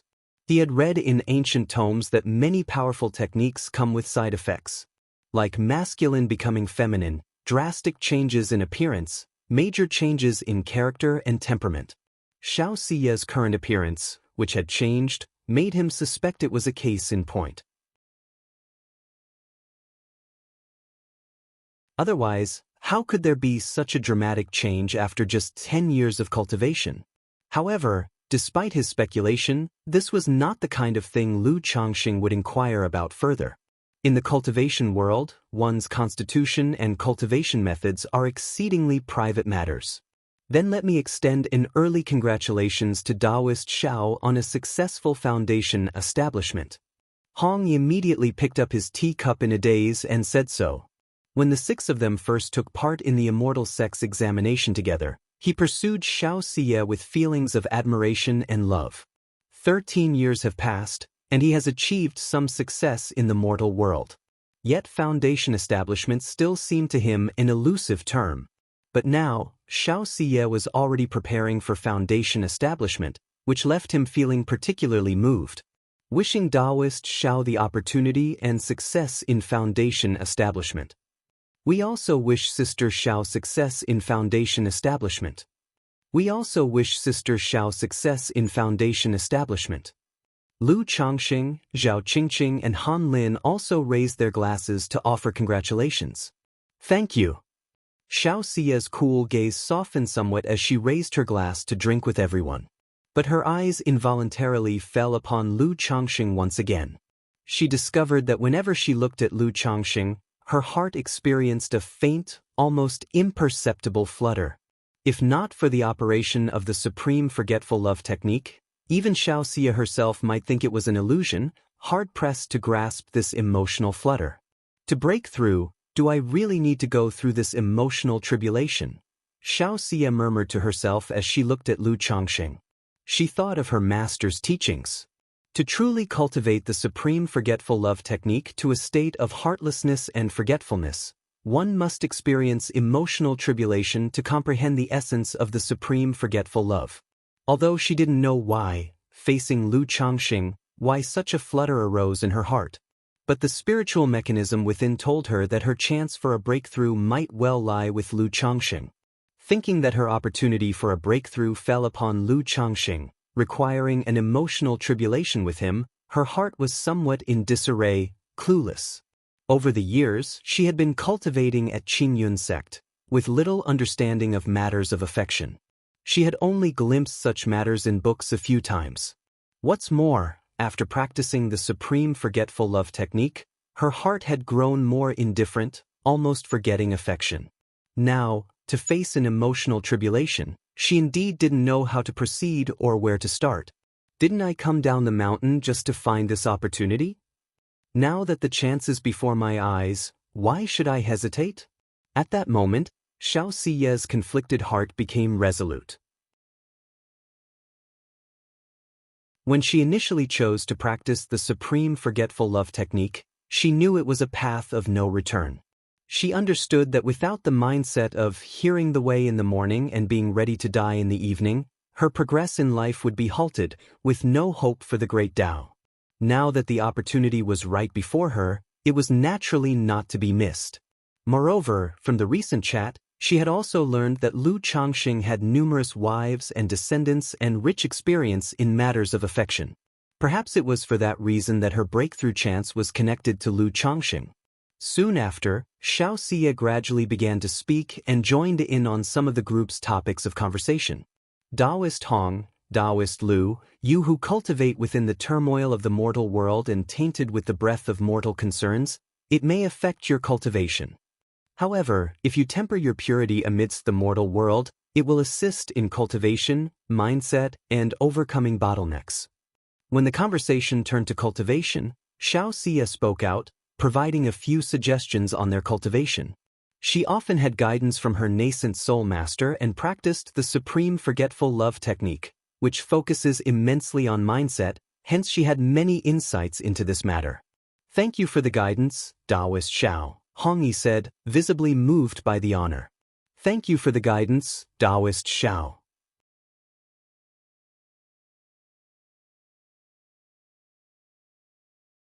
Chapter 276, Xiaoxia's request _4 Lu Changxing also bowed slightly, roughly understanding that this concept was not far off from his own initial thoughts. It's not about guidance, just a few suggestions, he said. Although Xiaoxia's visage was cold and detached, like a fairy from the moon palace above the 9 heavens, her words carried no arrogance and were very gentle. Thus, with Xiaoxia's participation, the atmosphere of the conversation became even more harmonious. Especially in the aspect of cultivation, Xianxia, a fairy who had achieved perfection in qi refinement, often illuminated the path for others with just a few words, leading to great epiphanies and gains. This also made Lu Changxing realize the importance of companionship within wealth, companionship, law, and land. In the lengthy process of cultivation, nearly everyone would face some difficulties and doubts. If one were to work in isolation, it would be hard to get far. But with a mentor and a group of like-minded Taoist friends to exchange thoughts with, things would be much better. During the conversation, Xianxia also occasionally asked Lu Changxing about some matters and questions of everyday life. This was also her reason for engaging in the conversation and chat. From Lu Changxing, she saw the opportunity for her own breakthrough. However, she couldn't directly bring up emotional tribulations or matters of cultivation. She needed to observe and understand Lu Changxing's situation first. After all, emotional tribulations could harm oneself and others if not handled well and affect others. Although her emotions had gradually become indifferent, she wouldn't become cold-hearted just for the sake of cultivation. Lu Changxing was somewhat surprised by this concern. But hearing that Xiaoxia's descent from the mountain was mainly for mortal heart tempering, he didn't mind. After all, they had all experienced many worldly affairs. However, Xiaoxia and her two companions had always been cultivating in immortal sects and rarely dealt with mundane chores. There is no feast that doesn't come to an end in this world.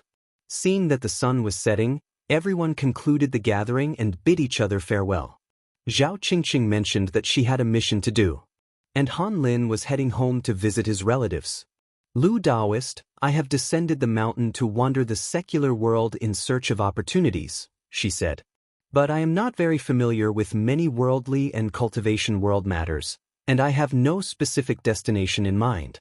May I ask you to take me with you for a while, if possible? She asked. Before departing, Xiaoxia didn't leave immediately but turned to Lu Changxing and spoke. She was clad in white robes purer than snow, her complexion cold and peerless, like the bright moon in the sky, calm and indifferent, with an aura of otherworldliness. Lu Changxing was slightly taken aback upon hearing this. However, from their recent conversation, he knew that Xiaoxia's descent was for mortal heart tempering and to break through foundation establishment. Such a request didn't seem abrupt to him. I usually just travel between Rui Prefecture, Qingzhou Mountain, and the marketplace. If Taoist Xiao temporarily has no destination, I am certainly willing to take her along for the journey, Lu Changxing said after a moment's consideration. As a disciple of an immortal sect and moreover, a disciple of a nascent soul immortal, Lu Changxing naturally wished to maintain a good relationship. Just taking her along for a part of his journey, as far as he was concerned, was not a troublesome matter, so he agreed without hesitation. Whether or not it bore fruit, he would still be owed a favor by her.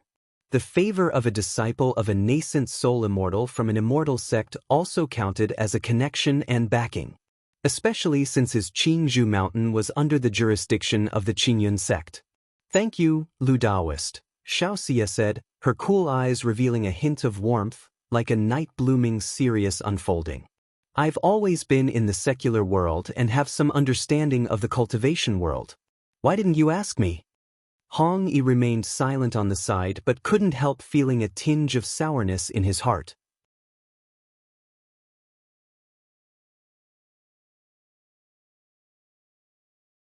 Chapter 277. My Cultivation with the Fairy. _1 Under the envious gaze of Hong Yi, Lu Changxing left with Xiaoxia. I wonder how Taoist Xiao plans to travel on this trip? Lu Changxing asked Xiaoxia. Since he had agreed, he naturally wouldn't just let the other stay at his home or in the marketplace without caring for her. He ought to show some hospitality as a host. To travel in all directions, observe all life, amidst the tumult of the mortal world. Xiaoxia said softly. Her words were not entirely empty. Indeed, to cultivate the supreme forgetful love technique truly required such experiences. However, she had skipped this step by using the red dust elixir.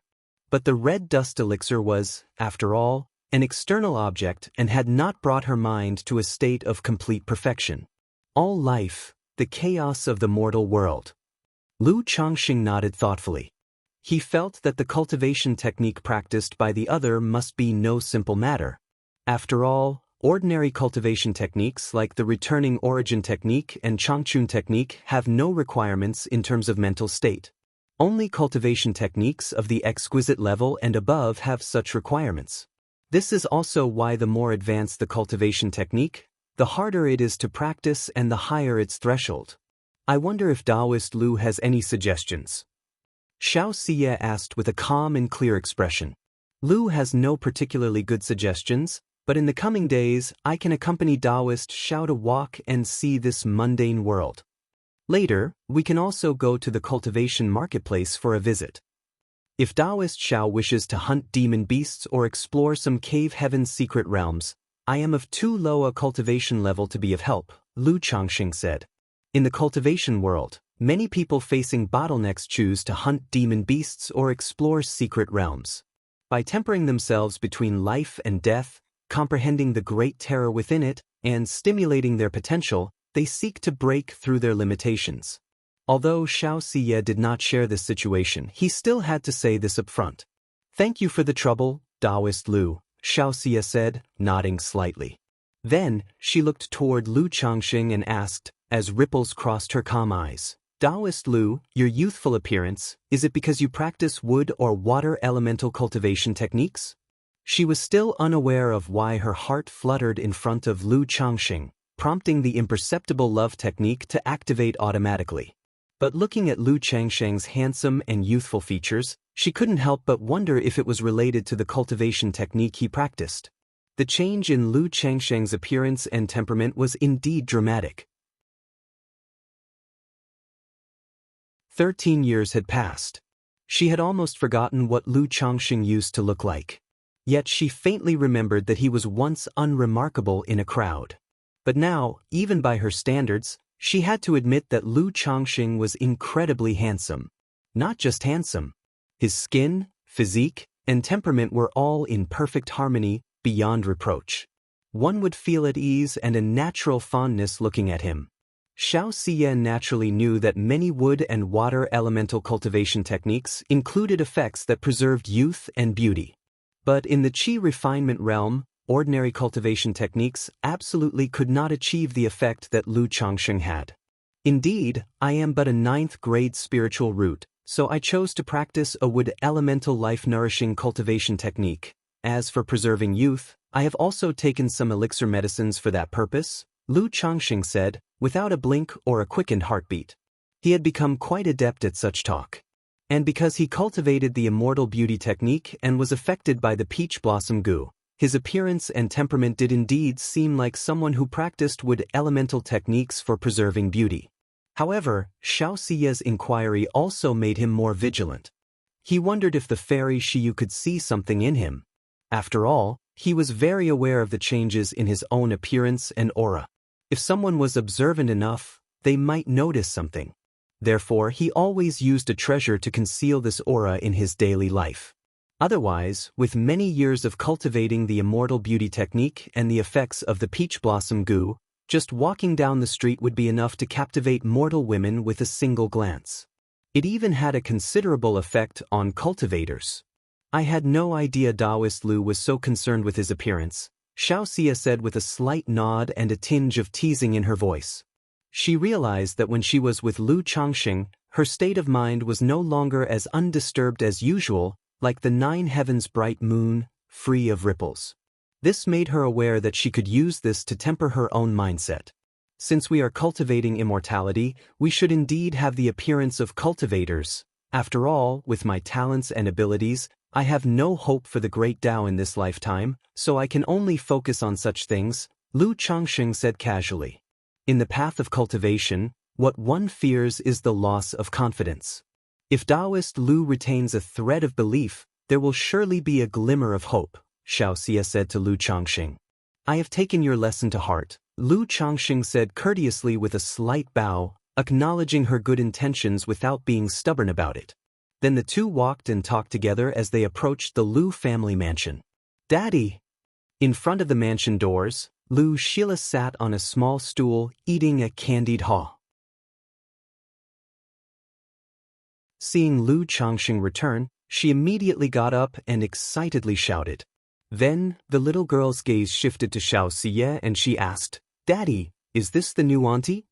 "Fairy auntie, hello, my name is Wuxia," the little girl said, looking adorably at Xianxia with her crisp voice. "Ahem, this is Daddy's friend. You can call her Aunt Xiyu," Lu Changxing said, coughing lightly after hearing his daughter's words. He didn't blame the child for speaking out of turn. Then he turned to Xianxia and said, "Please do not take offense, Daoist Xiao." "No worries, your daughter is very cute," Xianxia shook her head slightly. Despite her usually cold and proud expression, her eyes and voice were gentle. Gracefully smoothing her moon-white dress, she crouched down to admire Wuxia's charming stance and asked softly, "Little sister, how old are you this year?"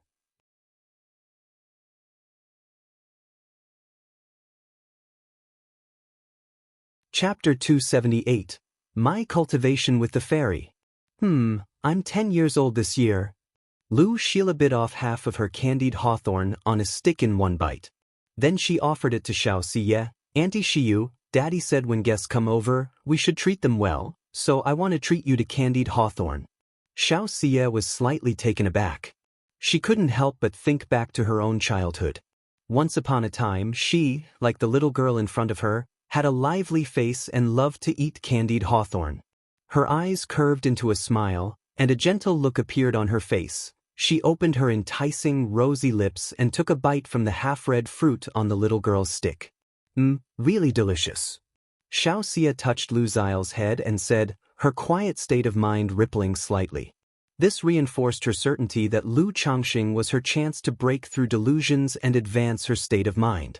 A glowing, moon-white jade pendant appeared in her hand, which she handed to Wuxia. "This is a gift from your auntie."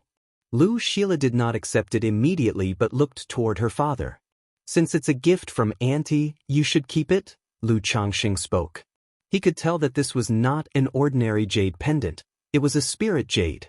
As for its value, he couldn't discern it at a glance. But since it was for his child, he didn't decline it.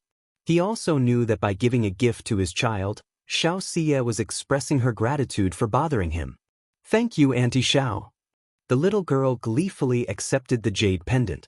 She saw that the jade pendant was translucent and sparkling, very pretty, and she liked it very much. She then talked to Xianxia even more warmly, asking if Xianxia had eaten and if she would like to go out and play. In the face of the little girl's enthusiasm, Xianxia did not decline and went with the flow. Seeing this, Lu Changxing didn't say anything. He just let his daughter take her out for a chat and a walk. What exactly is the situation with this Xiao Daoist friend? Watching Wuxia taking Xianxia away, Lu Changxing narrowed his eyes and muttered to himself. From their conversation along the way, he was almost certain that there was something off about Xianxia. Asking him for company was definitely not as simple as she claimed, just wandering the mortal world with no particular destination in mind. She must have some kind of purpose in mind concerning him. He believed that Xianxia's descent from the mountain was indeed to wander the world, tempering her heart in the mortal realm, looking for an opportunity to break through. But to say she had no destination and asked him for company felt far-fetched to Lu Changxing. After all, as a disciple of a nascent soul immortal from the Qingyun sect, how could she have no destination when going out for training experiences? She would definitely have had someone plan her journey, or even have company. Moreover, he felt that Hong Yi might be more suitable than himself for this kind of wandering temperament. This reason felt strange to Lu Changxing but was, at most, passable. But along the way, Lu Changxing had been observing Xianxia closely. He noticed that Xianxia's gaze often lingered on him, and he keenly perceived that her eyes and demeanor were changing. This change was subtle, and he couldn't describe it exactly. If he had to say, it was that she was not so cold, not so indifferent anymore. Today, when he and Hong Yi went to meet the three of them, he saw Xiaoxia's first glance and noticed the cool, holy aura about her. Like a fairy from the heavens, calm and indifferent, unapproachable. It was still the case when they arrived at Rui Building. Only after a long conversation did Xianxia's indifference gradually recede a bit. At that moment, Lu Changxing realized that Xianxia was sizing him up but didn't think too much of it. After she proposed that he accompany her, Lu Changxing became more cautious, so all along the way, by observing, he could confirm that Xianxia must have some purpose for him. Wait a minute, when she's with me, her expressions and attitudes change. Could this be? Lu Changxing's mouth twitched. He suddenly felt like it might be akin to a goddess showing interest in someone, only then letting go of her usual aloofness. Although I'm quite charming now, it couldn't be this easy. Lu Changxing stroked his chin. He was someone with a fair sense of self-awareness. He knew well that his charisma could be quite lethal to the opposite sex. But it was unlikely to make Xianxia, a fairy of her stature, fall head over heels and take the initiative to throw herself at him. Could it be?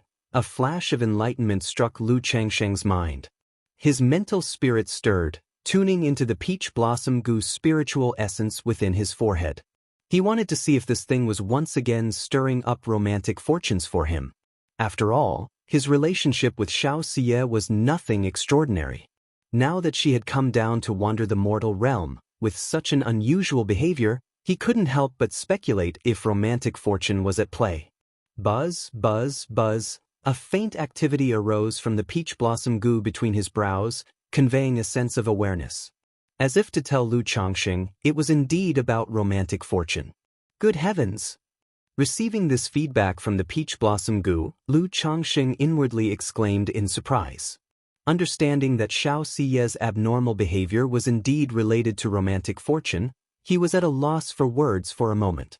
But it also eased his mind quite a bit. Knowing that Xianxia's request to accompany him carried no ill intent, no ulterior motive. Nevertheless, this romantic fortune is not so easy to deal with. Lu Changxing took a deep breath and exhaled softly. To say he harbored no thoughts about Xianxia would be impossible. After all, this fairy Xiao was not only exquisitely beautiful but also possessed a fourth-grade spiritual root. She even had some kind of spiritual body. If she were just an ordinary inner sect disciple of the Qingyun sect, that would be one thing, with some hope of a connection. But she wasn't just any disciple from the immortal sects. She was a disciple of a nascent soul immortal. With such status and identity, if he were to impregnate her and have children, chances are it would bring trouble. After all, being accepted as a disciple by a nascent soul immortal implies exceptional talent, and she would be entrusted with high expectations by the immortal sects, fully devoted to her cultivation.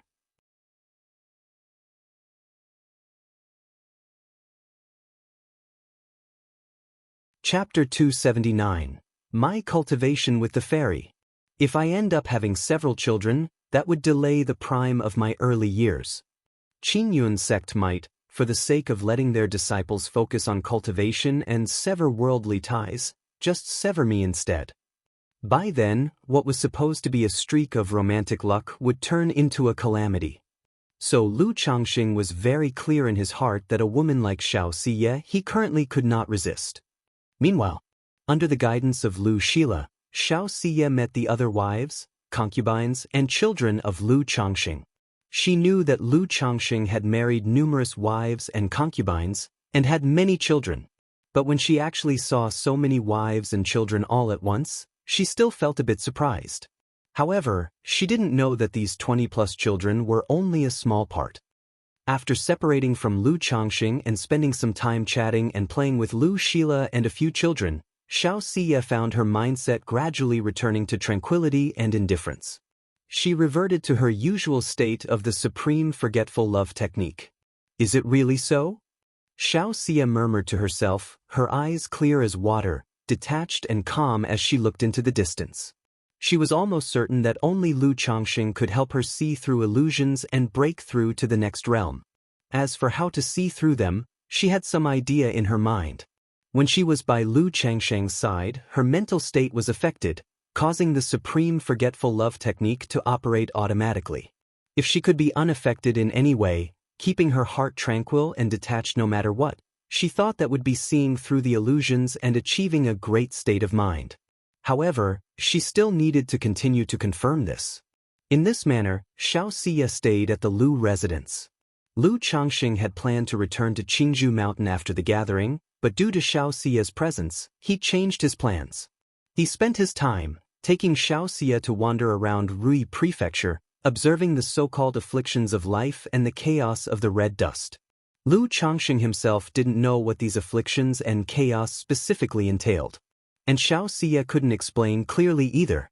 So, considering that she came from a literary family and had entered Qingyun sect for cultivation at the age of 15, he decided to show her some of the suffering of life, the hardships of the lower class, like the women who were forced into brothels, the roadside vendors in the streets and alleys, the roughnecks, the beggars with disabilities, the dock workers who labored in hard and toilsome jobs, the tea houses, the wine lodges, the restaurants, patrons of all different stripes, the gangs of the Jianghu, killing and fighting over interests. One day, Lu Changxing took Xiaoxia to a village in Rui Prefecture. It was a very poor and backward village. Yellow earth facing the sky, the mud roads pitted and uneven. Fields lined the sides of the road. The crops in the fields had been completely harvested. But one could still see some emaciated and frail farmers in ragged clothing with children carrying baskets on their backs, picking up the grains missed during the harvest in the fields. Among them were some women who had just given birth, carrying infants who were crying for food, with faces of sheer exhaustion. When they saw Lu Changxing and Xiaoxia, fear and humility showed in their eyes, with stiff, ingratiating smiles. Sigh. Lu Changxing sighed deeply at the sight. He did not know how Xiaoxia's state of mind had been these days. But the hardships of this world genuinely made him feel a heavy heart. He felt somewhat relieved, apprehensive, and panicked. Fortunate to possess a spiritual root, he had initially obtained a celestial fate. He was able to go to Qingyun sect to participate in the Immortal sect's examination. Otherwise, a peasant boy like him, even if he awakened his memories and had a system, would still face great difficulties. It would take an unknown amount of time, energy, and effort to struggle up from this lowly position. Xiao Daoist, have you gained anything in these past few days? Lu Changxing sighed lightly and asked Xiaoxia. Seeing all the hardships made him cherish his current life even more and gave him the motivation to keep striving. All living beings suffer, Xiaoxia said softly. These days, she had seen much with Lu Changxing, and her heart was deeply touched, reaping no small gains. But she could feel that these were not greatly helpful for her own breakthrough. The main focus was still on Lu Changxing. However, through the days of being together, Xiaoxia's heart had also sunk into the influence of Lu Changxing. Whenever they came into close contact, Xiaoxia felt herself enveloped in a spring breeze that swayed her mental spirit, prompting the supreme forgetful love technique to activate. But she also realized that just this was not enough, not sufficient for her to see through illusion, for her mental state to break through. She knew in her heart that she needed to go further with Lu Changxing. Only by experiencing the so-called love trial could she truly refine her mental state, achieve great enlightenment, and see through illusion with the supreme forgetful love. Lu Daoist has worked hard these past few days. Xiaoxia looked at Lu Changxing and said. Her voice was no longer so cold, but much gentler. Soon after, the two returned to Rui Prefecture to prepare for their visit to the Cultivation marketplace the next day. Night fell. Because they were leaving tomorrow, Lu Changxing naturally spent a good time with his wives and concubines. Meanwhile, Xiaoxia sat cross-legged in her room. Her mind was in turmoil. She couldn't fall asleep or enter a state of cultivation. Love trial. Xiaoxia understood that she had been refining her mental state and seeing through illusion with the help of Lu Changxing. Yet, at the same time, these days had also made her troubled by the cage that was Lu Changxing. Although her mental state had improved, she had sunk deeper and had to rely on the love trial for great enlightenment. She operated the supreme forgetful love technique and suppressed her distracting thoughts. She stepped out of her room, her skirt fluttering, landing on the roof, and quietly gazed at the bright moon in the sky. The moonlight spilled over her, bathing her moon-white dress and flawless body, making her even more immaculate and noble, like the Guanghan fairy in the Moon Palace. The gentle night breeze lifted a corner of the moon-white dress, revealing the fairy's smooth, round legs, like ivory-white jade without an ounce of excess flesh, naturally perfect, unrivaled in grace and beauty. The wind also lifted the fairy's black hair. Strands of black hair and the moon-white dress swayed in the wind, dancing with the breeze, reflecting the owner's current mood and state of mind. Her bright, moon-like eyes gazed absently at a courtyard in the residence. Phew! Xianxia took a deep breath and slowly exhaled. She knew that without a mental realization, she would never be able to refine the supreme forgetful love technique. Immediately, a look of determination appeared in her eyes as she floated towards Lu Changsheng's courtyard. She was ready to tell him directly that she needed to experience the love trial to completely see through illusion, and not just to casually observe the myriad aspects of the world, amid the muddled and tumultuous mortal life.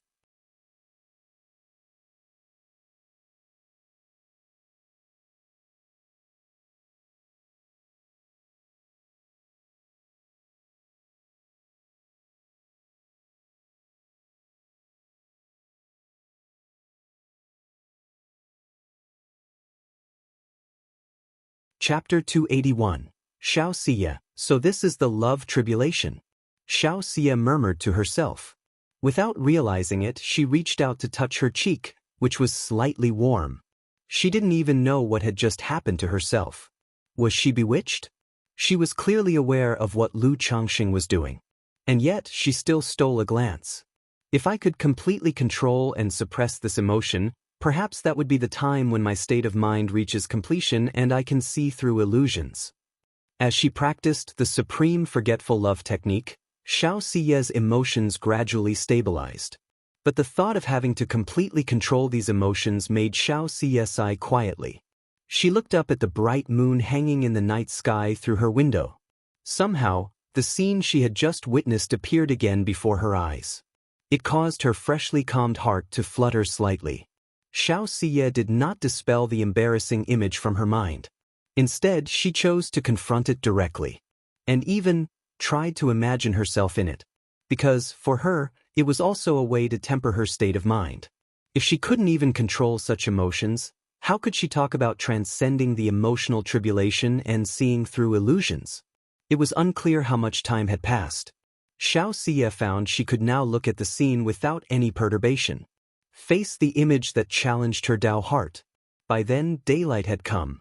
Xiaoxia stood up, straightened her moon-white dress, and applied a cleansing technique to herself. She prepared to find Lu Changxing and have a frank discussion, to reveal the issues of the emotional tribulation, and explain last night's events. Lu Daoist. Xiaoxia went to the front courtyard and found Lu Changxing. Because of last night's events, the sight of Lu Changxing caused a faint ripple in her heart. However, after a whole night of tempering her state of mind, she didn't show any unusual signs. Xiao Daoist, let's have breakfast before setting off, Lu Changxing said casually. He didn't bring up last night's events. After all, it was somewhat awkward to discuss such matters. The best approach was to act as if nothing had happened. It's not about that. I have something to discuss with Lu Daoist, Xiaoxia said, shaking her head slightly and speaking earnestly. Seeing her serious expression, Lu Changxing knew she must have some important matter to discuss. Perhaps this was also why she came looking for him last night? Lu Changxing immediately escorted Xiaoxia to a secluded side hall. He inquired, "May I know what Xiao Daoist would like to discuss?" Lu Daoist must have noticed a clear change in me compared to 10 years ago, Xiaoxia said softly, looking at Lu Changxing. Lu Changxing nodded.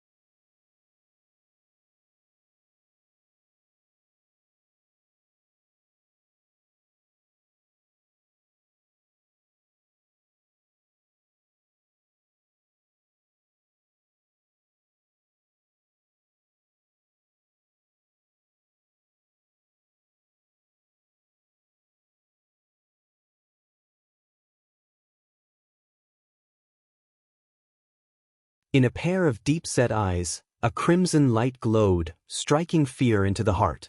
The next instant, Lu Changsheng's brow peach blossom goo roared furiously.